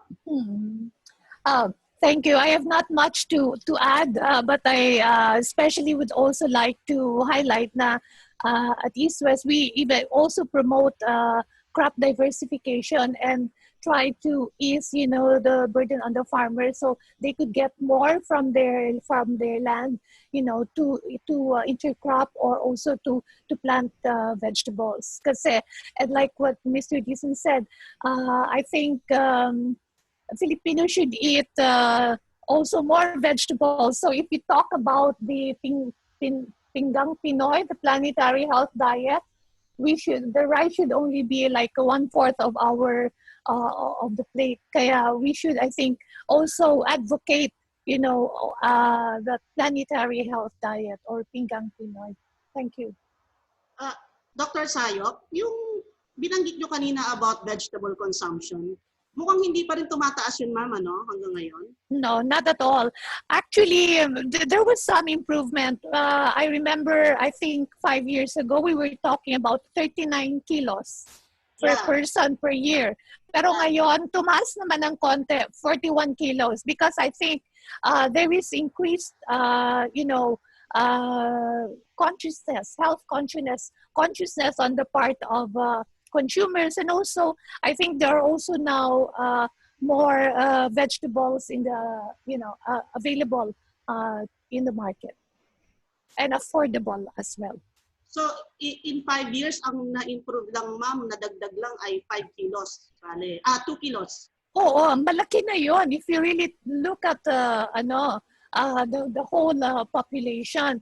Kasi, in fact, I remember one campaign we had, even with the DA, we encourage fast food chain to serve vegetables. But the common complaint of these fast food chains is when they serve vegetables, ayaw kainin ng mga consumers.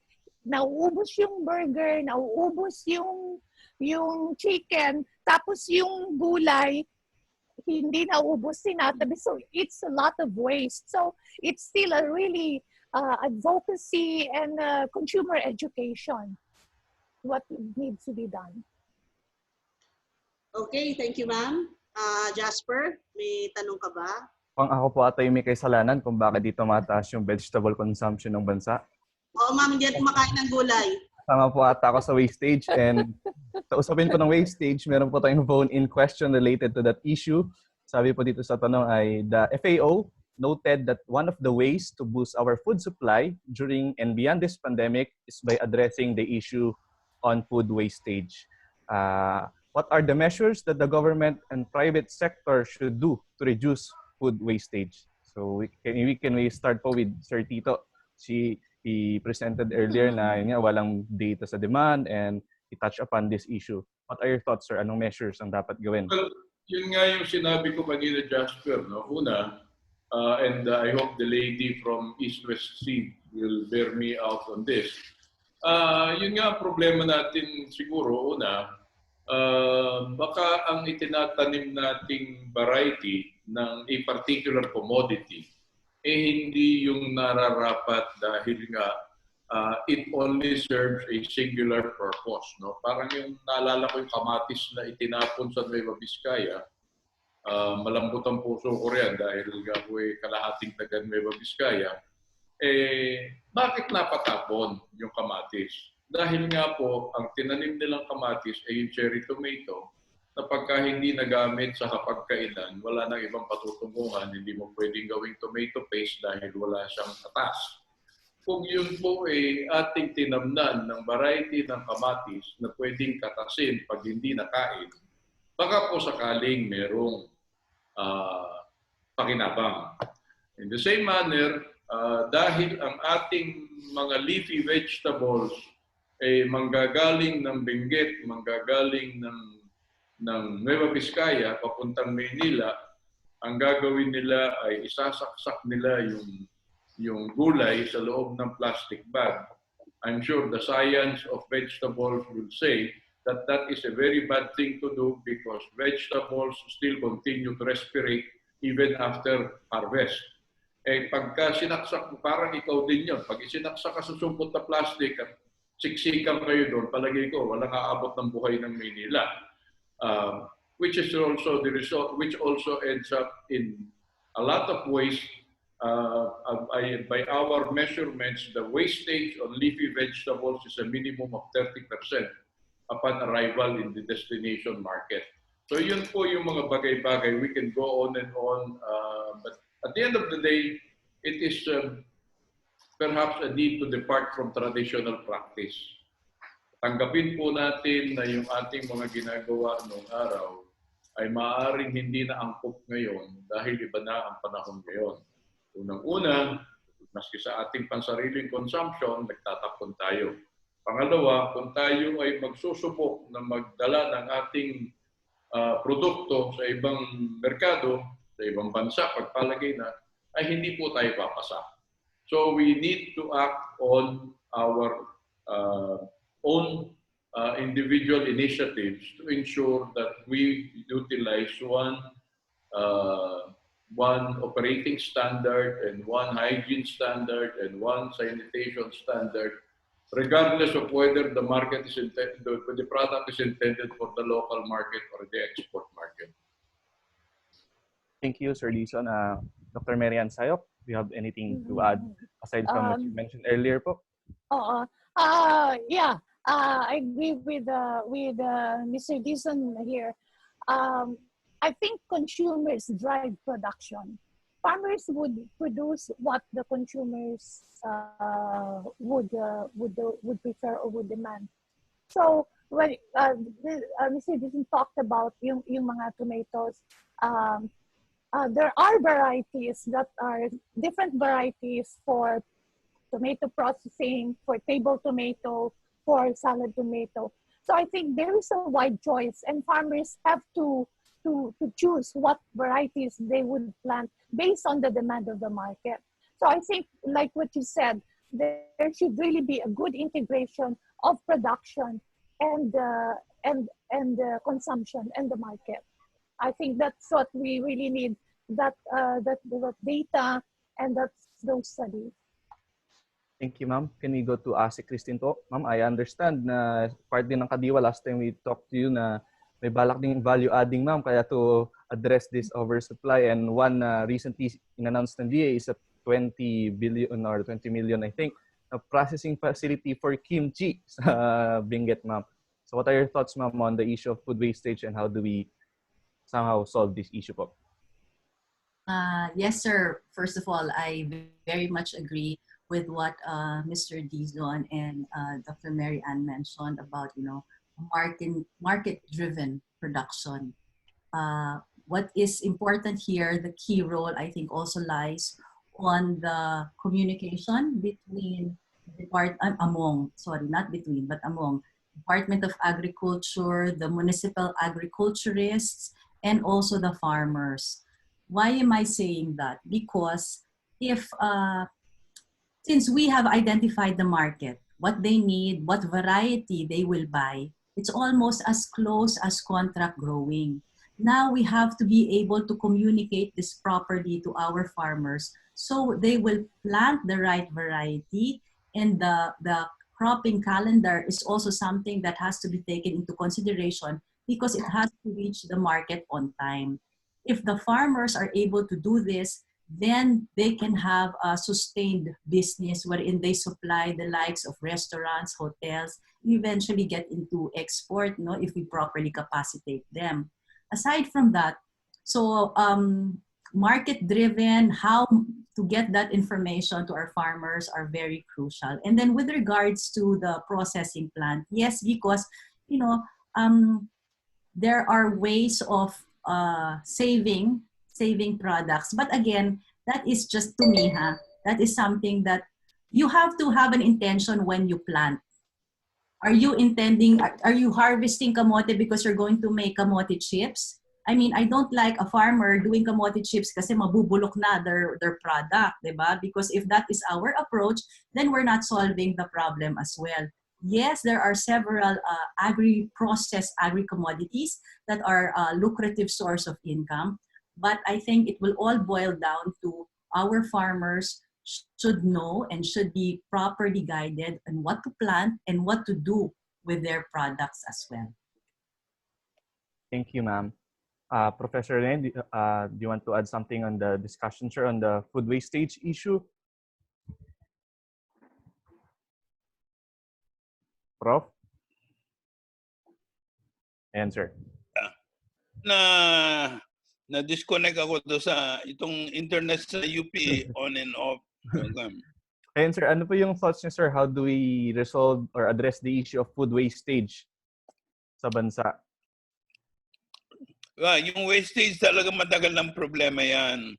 And that's why nga we need yung integrated approach and then also yung all-out yung modernization. But kapit-kapit eh. That's why yung starting point nga dyan at the farmers, ang tendency ng government natin, naghihirap magsaka, bigyan sila ng support services. Sa akin naman, bago sila bigyan ng support services, transform muna sila.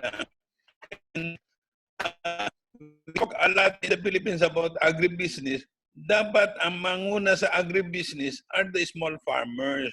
Just like in Vietnam, even in China, Israel, yung sila ang these are mga farmers na maliliit lang ang lupa, pero pag nagkakape sa umaga, nagbabasa sila ng stock market because they know they're trying to find out what is going on in the world market. Eh dito, ang mga farmers, parang mga piyon, hindi na nakaalis sa sitwasyon nila noong panahon ng Kastila. So they have to be kaya kinakailangan yung transformation program. And of course, papasok din support services. At tapos yung mga modern practices, mababawasan po yung issue ng wastage. And then sa wastage naman, yung pong ginagawa ni Mr. Dison, napakahalaga yon. Sapagkat ang dami nga sa nakita ko nga doon sa isda lang, ang dami na waste dahil sa walang cold storage facilities, lalo na sa mga perishable na mga gulay. So, all of this should come together. But sino magkokompas? Sino magbabaton? You need the government there. So, let's ko lang balikan yung sa RTL natin. Pinasaba natin yan because requirement yan ng WTO. Ang WTO po, hindi sinasabing i-abolish mo yung NFA. Hindi niya. Ang sinasabi lang, i-tarify. Hindi rin sinasabi ng WTO na i-tarify mo at this rate. Otherwise, mawi-withdraw sa membership yung Indonesia, yung China. These are all important. Katulad natin, nagpo-produce just enough, pero kumisa nag-i-import ng mga 5 to 10%. Pero meron silang bulog, meron silang mga rice agencies, nagbabalance, tinitin nila ang presyo ng mga dapat tanggapin ng mga magsasaka, presyo ng dapat tanggapin ng consumers. The government is there, balancing. Pero inalis ng RTL yung ganung papel, kaya hirap na hirap si Secretary Dar dito sa ginagawa niya dito sa nagkakampanya siya around the country. Uy, tulungan naman niyo yung mga magsasaka. Mr. Governor, bili kayo. So, in other words, malaki ang pagkukulang. It should be reviewed. And many other agricultural policies should be reviewed. Again, mahalaga po yung issue ng partnership. I'm not against private corporation, but they should clarify anong papel nila. Hindi sila dapat mag-displace ng mga magsasaka. Magtulungan sa pagtatayo ng mga ng agri-based industries. Magtulungan sa pagpapalaki ng value chain ng mga products. And then, magkaroon ng equitable sharing. And then, one major item po, R&D, research and development. We have UP Los Baños, pero hindi ko nakikita ng resource ng mga output nila. We have Picard, ang taga na po niyang Picard na yan. We have MS sa Mindanao, MCU, meron tayo dyan sa Nueva Ecija, mga agri-universities. Ang problema po ng mga agricultural universities in the Philippines, wala nag-enroll ngayon. Nagbibigay sila ng scholarship, walang kumukuha because parang walang future ang agriculture. We hope ito mababago ng mga opisyal na katulad ni Christine, at saka they should be more assertive on sa papel ng agriculture in this time of pandemic, in this COVID times, and in the post-COVID period. Thank you, Professor Rene. Ms. Jen? Meron tayong question ulit na babasahin galing sa ating Facebook page ng Fiera de Manila. Kay Mr. Dizon, na-mention niyo daw po ang plantitos and plantitas na isang temporary solution. Pwede na kaya yung mga amateur plantitos and plantitas daw na tumalon sa commercial production? Medyo malaking talon po yun. I would imagine that Dr. Sayok might be in a better position to answer that question. Ang akin lang po paranaw dyan, yun po kasing plantitos and plantitas, sabi ko nga kanina, is only a means, an immediate reflex reaction to provide us ng pantawid gutom. Kasi nga po, bibigyan ka ng binhi, magtatanim ka, aani ka para meron kang makain. Sa madalit sabi, pagkatapos niyo pong makain yung inyong itinanim, maghihintay na naman kayo ng susunod na ani, ano gagawin niyo in between? Ang sinasabi ko lang po, wala doon sa programa na Plantitos y Plantitas, hindi nagkaroon ng puwang ang paghahanap ng hanap buhay para pantawid. Parang kuwan lang po yan pagtatanim ng tubo sa Negros. Sabi nila, itutusok mo yung binhi ng tubo, maghihintay ka na siyang na buwan, aani ka na.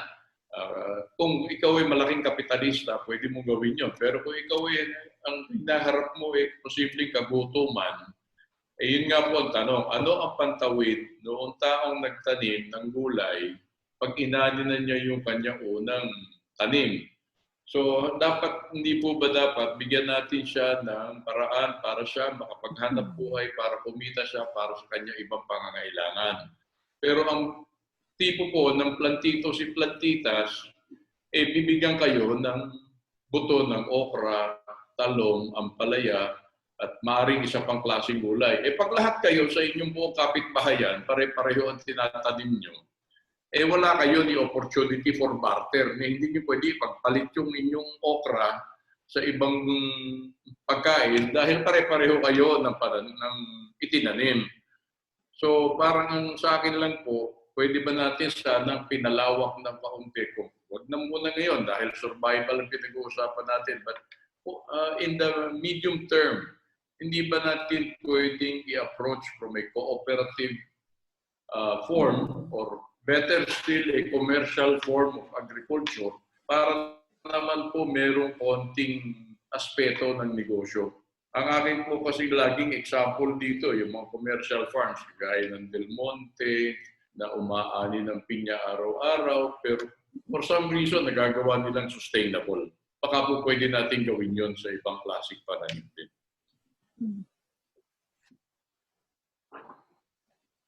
Yeah. Yes, I'd like to react on that. Yung sinasabi kanina ni Mr. Dizon, it's really like talking about subsistence farming. Na you grow vegetables for your own consumption, no? But when we talk about smallholder farming in the Philippines, no, we also talk about ito na yung mga agripreneurs or smallholder farmers who have access to market. Kasi yung mostly, with vegetables, if you have a 5,000 square meters, ang laki na nun. Malaking ano na yun. You could already earn a lot. Kasi in fact, with 1,000 square meters of ampalaya production, you can earn as much as 20,000 per crop. Kaya, yung mga sinasabi nating plantitas, no, they can actually, move to the higher level. With only a small piece of land, they can become commercial farmers. As we have a lot of those kind of farmers, sa Isla Seed, and every year we recognize these farmer heroes. Now with that small piece of land, they are able to get good income, to be able to send their children to school, and then talking about and meet their everyday needs. And I also like to say na dun sa mga community gardens which we help establish, no, yun yung gusto naming ipakita na the community can actually grow their vegetables. In fact, yung sa Lipa, nag-harvest na sila, and then they were able to get like 4,000 pesos from the leafy vegetables. Ngayon, sabi namin, why don't you set aside a certain amount to be able to buy seeds in the next season? Kasi if we look at the whole vegetable seed production, yung seeds ay 5% lang ho yan ng cost ng buong vegetable production. It's just 5%. Kaya dapat hindi tayo magtipid sa pagbibili ng buto. So yun lang ho. Thank you for that, Dr. Sayok. Jasper, you have more questions? Pero ito na po yung ating last question, also from our Facebook Live po, courtesy of de Manila, from Ms. Maria Villena. What are your thoughts daw po about localized productions, particularly LGUs, developing and planning their own food production to lessen the dependency on transportation and logistics? Maybe we can start po with Ase Christine. Wala si Ma'am. Sorry, Jasper. Okay. Lost my connection. We can start siguro po muna kay Sir. What was... And Asek, ano daw po yung thoughts niyo, ma'am, on localized production, particularly LGUs leading, developing, and planning their own food production para ma-solve din as a solution po sa issues on logistics? At least nandun na po sa area nila. That is something that is very welcome, and that is also part of our directions wherein food sufficiency per region, per province is something that we are pushing, as well as there is such a thing as farm consolidation and clustering and crop diversification. These are the terms that we always discuss in our MANCOM meetings in DA, because this is the direction we feel that LGUs should also partner with us to be able to make their area food sufficient. Crop diversification is very important because it will ensure not only food on the table of everybody in their area, but also a means of livelihood for their constituents as well. From the agribusiness point of view, we look at food production not only as sustenance for your own family, but as a livelihood opportunity. Now, if you have a small piece of land and your community gets into farm consolidation, then if you put your crops together, then that can be a source of income of your barangay or community, which we link with institutions like feeding programs of DSWDs and the like. You know, when you have an institutional buyer, they will not naman buy tingi-tingi from different people. So what you have to do is to really consolidate, diba, among communities. So I think the LGU leadership is also very important to make sure that their constituents understand how agriculture can not only sustain the next meal of their family, but also become a livelihood opportunity as well. Thank you, ma'am. Sir Tito, what are your thoughts on localized food production, particularly sa LGU-led? Well, to a certain extent, ginagawa na ng gobyerno yan. You have one town, one product. You have other initiatives that have been undertaken. Pero tama nga yung sabi ni Ase Christine, hindi naman pwedeng kahit na papano, kailangan ka pa rin mag-consolidate o cooperate and build economies of scale. Dahil hindi nga po pwede, parang, again, I may sound self-serving, pero lalo na kasi sa gulay, pagka pinagawa mo ako ng cold storage para sa gulay, ang pinakamahinang capacity na pwede kong gawin para sa iyo might need 500 kilos of a particular variety.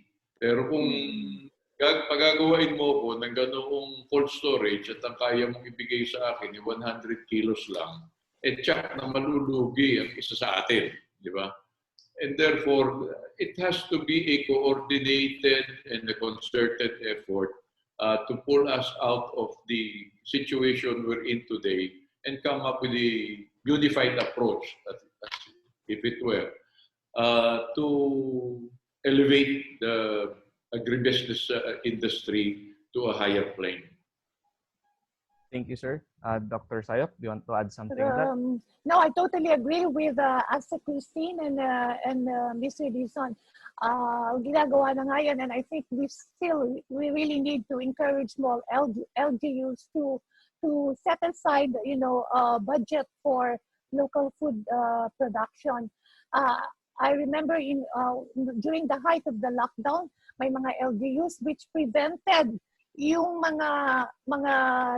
mga traders from coming in, or even yung mga farmers bringing their produce out of their provinces or out of their towns. Kaya doon natin talaga makikita how important it is to grow, your own food, so local food production. Thank you. Thank you, ma'am. Professor Rene Freneo, may gusto po ba kayong dagdag? Yeah, thank you. You see, the critical role of LGUs cannot be overemphasized, and we have seen this in this during the lockdown, and how some very forward-looking mayors were able to address some of the problems of their constituents, health and food wise. Now, in the absence of a national land use planning now devolves mainly to the LGUs. So sila, sa level nila, they can, yung sinasabi ni Mr. Dizon, they can do some mapping about sa bayan nila, area nila, ano mga pwedeng itanim, ano rin na mga industries na dapat itayo. And they can use the facility of IT. I remember in Tarlac, doon sa isang bayan doon, when somebody was applying for the establishment of a rice mill, they look at the computer and they said, "Sir, there are several rice mills already in this area. Why don't you go to another area? Or why don't you develop, you go into other agribusiness areas?"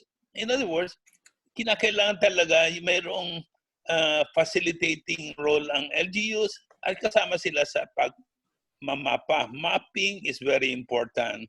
Right now, ang DA, nung the previous administration, I don't know, up to now, they have this color-coded map. Ito yung color-coded map ng Guana. The whole country, barangay by barangay, na imapa po yan in terms of ano ang pwedeng itanim based on the quality of soil or the available. Hindi ko lang alam kung ito po ay nasusunod. Meron din pong dito sa Quezon City, yung barangay Holy Spirit. I remember yung barangay captain dyan. Sinabihan niya mga tao niya, we should lead dito sa wala tayong land area to plant vegetables, pero manguna tayo sa hydroponics. And then tatanggalin niya sa payroll yung mga employees na hindi makapagre-report ng tinanim na gulay. Ito po ang example na pwedeng gawin ng LGUs. And so, malaking magagawa. And in relation to this, let me conclude by saying na sa LGU, mahalaga po yung rural community development. At dito, pinupus naman namin, sana yung samahan ng mga kababaihan, magtulong-tulong sa pagpapalakas ng tinatawag natin DRRM, Disaster Risk Reduction, Resiliency Building. Pero hindi just climate change resiliency, but also economic resiliency, social resiliency. Diyan papasok din yung communal garden mo. Diyan din papasok yung pagtatayo ng inyong community center. At yung community center mo, pwedeng diyan mag-aral ang mga tao. At ang isang pwedeng magawa ng LGU, yun na nga, through the community centers, palakasin yung tinatawag na extension. You see, under the local autonomy law, nasira ang extension program ng Department of Agriculture. Dati ang lakas-lakas po niyan. Ay napakahalaga po ng extension in yung sa pag-share nga ng human resource know-how. Paggawa lang ng farm accounting, farm business planning ng isang magsasaka, kahit ba siya no read no write, mahalaga yon. Pagpili ng mga seeds. So, dito siguro, LGU na ang manguna dahil wala ka na magagawa, ikaw na ang magpapapel niyan. Yun po, mahalaga ang papel ng LGU. Maraming salamat po, Professor Rene. Ms. Jen? Babasahin ko lang yung mga questions natin from the FB page of Tierra de Manila.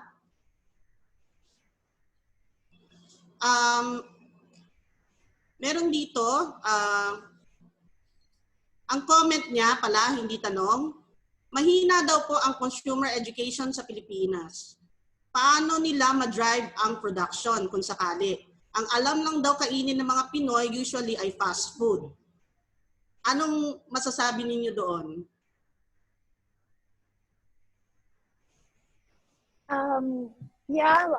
Ms. Jen, would you like me to respond to that? Yes, please. When you talk about consumer education, it comes in in different forms. Pero it actually starts in our homes when we are just, as children. Kaya nga sabi ko, parents have a role to play in training the palate. We call training the palate of their children to like to eat vegetables and other nutritious food. So it doesn't have to be, having a lot of campaigns or advertisements on what to eat, pero starts from the home and also in school. Yung advocating increased vegetable consumption is also being promoted in schools through the feeding programs and school gardening programs. So I think this is one way of also driving the production and consumption. Thank you. You think, ma'am, we should conduct more information campaign to encourage the consumption of vegetables? Yeah, definitely. I remember at East West Seed, we had posters at saka, I think, a TV program featuring yung mga artista. They were the ones endorsing na kalabasa, eating kamatis. I remember we had that, sila Ann Curtis, sila Sam Pinto, and the patok na patok yun. So I think we should be able to do more of that, but I think the key also is trying to have more creative ways of cooking vegetables. Kasi kung puro lang pinakbet, ginisa, ginataan, siguro maganda kung we could even have cooking contests and also with celebrity chefs para lang ma-encourage lalo yung mga consumers to eat vegetables. Thank you, ma'am. May gusto po kayong i-add yung iba nating mga speakers?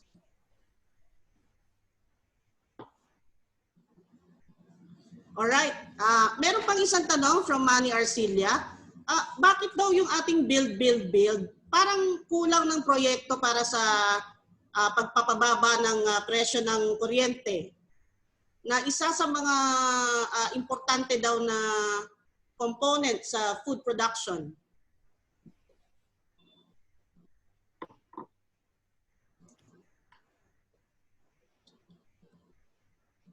Prof. Rene? Iba yata ang tabi. But you see, magto 20 years na po itong EPIRA. And naranasan natin itong yung bill shock na binigay ng Meralco, and up to now many have not recovered from that. Even the Senate. You see, ito pong EPIRA should be reviewed.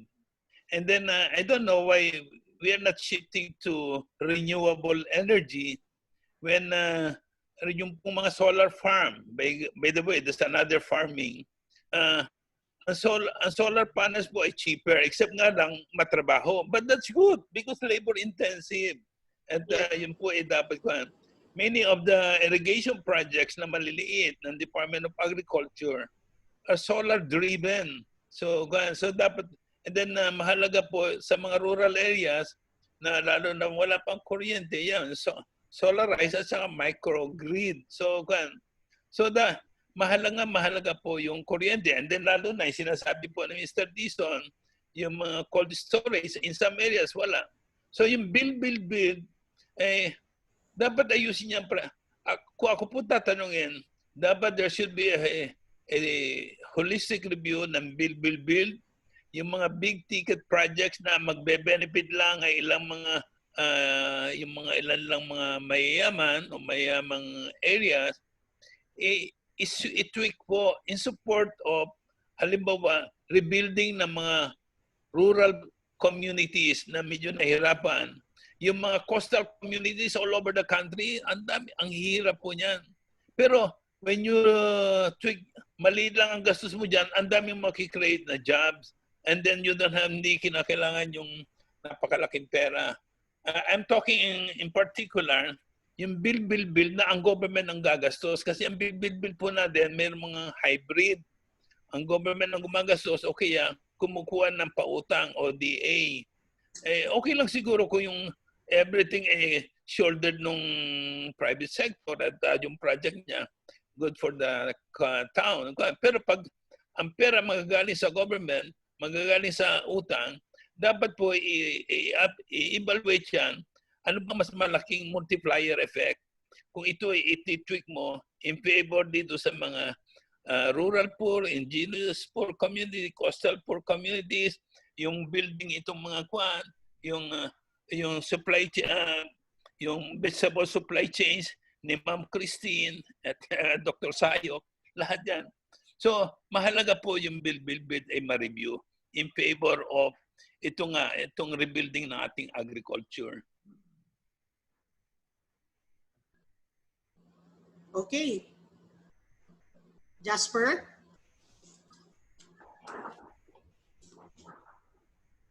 Maraming salamat po sa isang nating makabuluhan na diskusyon ngayong hapon. Thank you po for all your ideas you shared. Napakarami po. And to summarize it, we will try to our best to give our key takeaways and insights from this afternoon's discussion. Ms. Jen? Okay. Ang isa sa nakita ko importante dun sa mga narinig ko ay yung importansya ng cooperatives sa pagpapalaki ng food supply at yung importansya ng partnership between the government and the private sector to ensure food security. Number 2, kaakibat ng partnership na yan, kailangan magkaroon tayo ng supply-demand data para masiguro natin na walang oversupply o walang tapon dun sa mga pinoproduce nating pagkain. At ang huli ay yung importansya ng cooperation na sinasabi ni Professor Rene na kailangan talaga mag-usap. Kailangan mag-usap. Coordinated dapat ang efforts kasama ang mga magsasaka. Jasper? Dagdag ko lang po ron, no, na isa sa nakita natin sa diskusyon ngayong hapon ay every crisis is an opportunity. Nakita po natin na may magagawan po pala ng solusyon ng ilang nating mga problema sa supply chains. At madagdagan pa ito, isa po siguro sa isang magandang dapat i-emphasize is nagkaroon tayo ng food traceability. Ngayon, lalo naging conscious ang ating mga consumers at alam nila kung saan galing yung kanilang produkto ng mas mura at ligtas para sa kanilang kalusugan. Pangalawa, makita rin po natin yung kahalaga na i-review yung mga programa ng gobyerno, lalo na't laging sinasabi ngayong gitna ng pandemya na agrikultura ang magsisilbing backbone upang ma-rebuild ang ating ekonomiya. Kita naman po natin sa mga nagdaang datos na sa gitna ng pandemya ay tumaas ang ating level ng produksyon. Ms. Jen?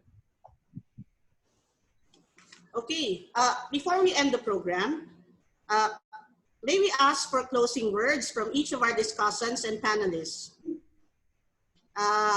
Siguro let's start with Ase Christine.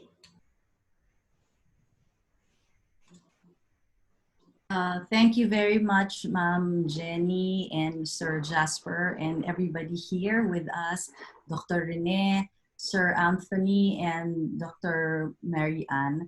Your insights are very valuable. In the Agribusiness and Marketing Unit of the Department of Agriculture, we value private sector partnership very much. We believe that we are at a time that agriculture is evolving. It is not a passive industry, but it is actually something that, as you mentioned, it can be the backbone of our economy now that we are trying to jumpstart and build from recovering from the pandemic that we are going through.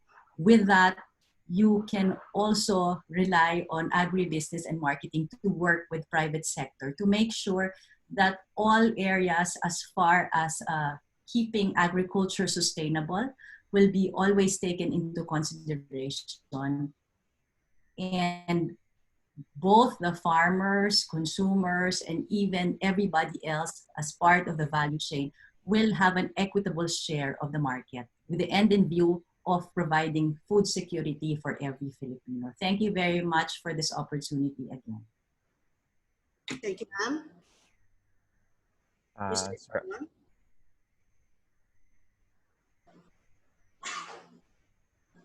Sir Anthony? Oh, thank you. Okay, it is going to be difficult to overemphasize the importance that agriculture and agribusiness will have to play in the scenario that we are going through at this time. And I think I speak for the sector that I represent when I say that our efforts are really aimed at optimizing the resources that we have at our disposal to be able to contribute to the attainment of food security. It is not an easy process that we will have to undertake, but I am also confident that with the right initiatives, with the right cooperation, and assuming that katanggap-tanggap pa rin kami kay Ase Christine, kami po ay we stand firmly committed to participate in the exercises that may need to be undertaken in order to support the program for food security. Nakahanda pa po kami at tutulong po kami sa aming saganang makakaya. Thank you. Dr. Sayok? Yeah, thank you, Ms. Jen. Attaining food security is a dream every sovereign nation would like to pursue. And to realize this, it requires the commitment, engagement, and building trust among all stakeholders. National government, the LGUs, the business community, civil society, academia, farmers' organizations, and the general public. And I would like to reiterate that East Seed is more than happy and willing to support the government's program to attain food security. And I would like to believe that the best is yet to come for Philippine agriculture. Professor Rene? Ilan po sumasaludo ako kay Ma'am Christine, Sir Anthony, kay Ma'am Mary Ann, at saka sa mga kasama sa Daily Mirror, sa Business Mirror, at saka iba pang mga organizer. This pandemic crisis presents us an opportunity to rebuild agriculture and rebuild the country. So let us not waste this crisis. Thank you. Thank you, sir. So, and before we end, we would like to request our experts together with all the moderators to have a photo op. Tingin lang po tayo sa camera and ready to smile in 3, 2, 1.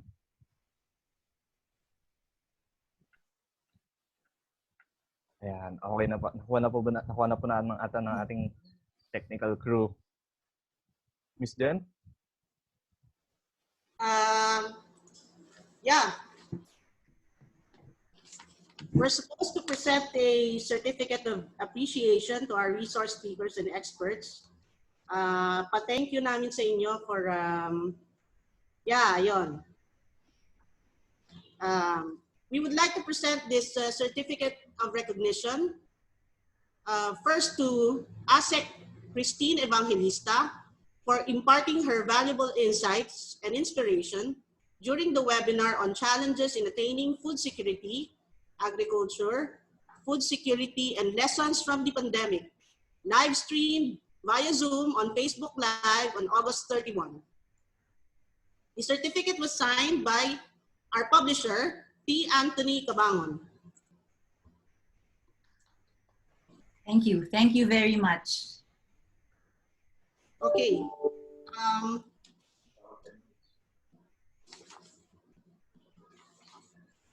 I think all speakers will get a certificate of recognition, Dr. Sayok, Mr. Dizon, and Professor Rene. Maraming salamat po sa inyong pag-attend ngayon sa ating webinar. Sana hindi ito ang huli. At see you possibly in 3 months. Okay. Thank you very much. Thank you very much po. The organizers and the speakers. So I learned a lot. Thank you. Thank you po. Thank you. Thank you. Stay safe po and God bless us all. Yeah, thanks. Before we end, I would like to thank our sponsors, San Miguel Corporation, East West Seed, and our media partners, DWIZ, Filipino Mirror, Philippines Graphic, CNN Philippines, and DOOH. Maraming salamat po sa inyong lahat. Mabuhay!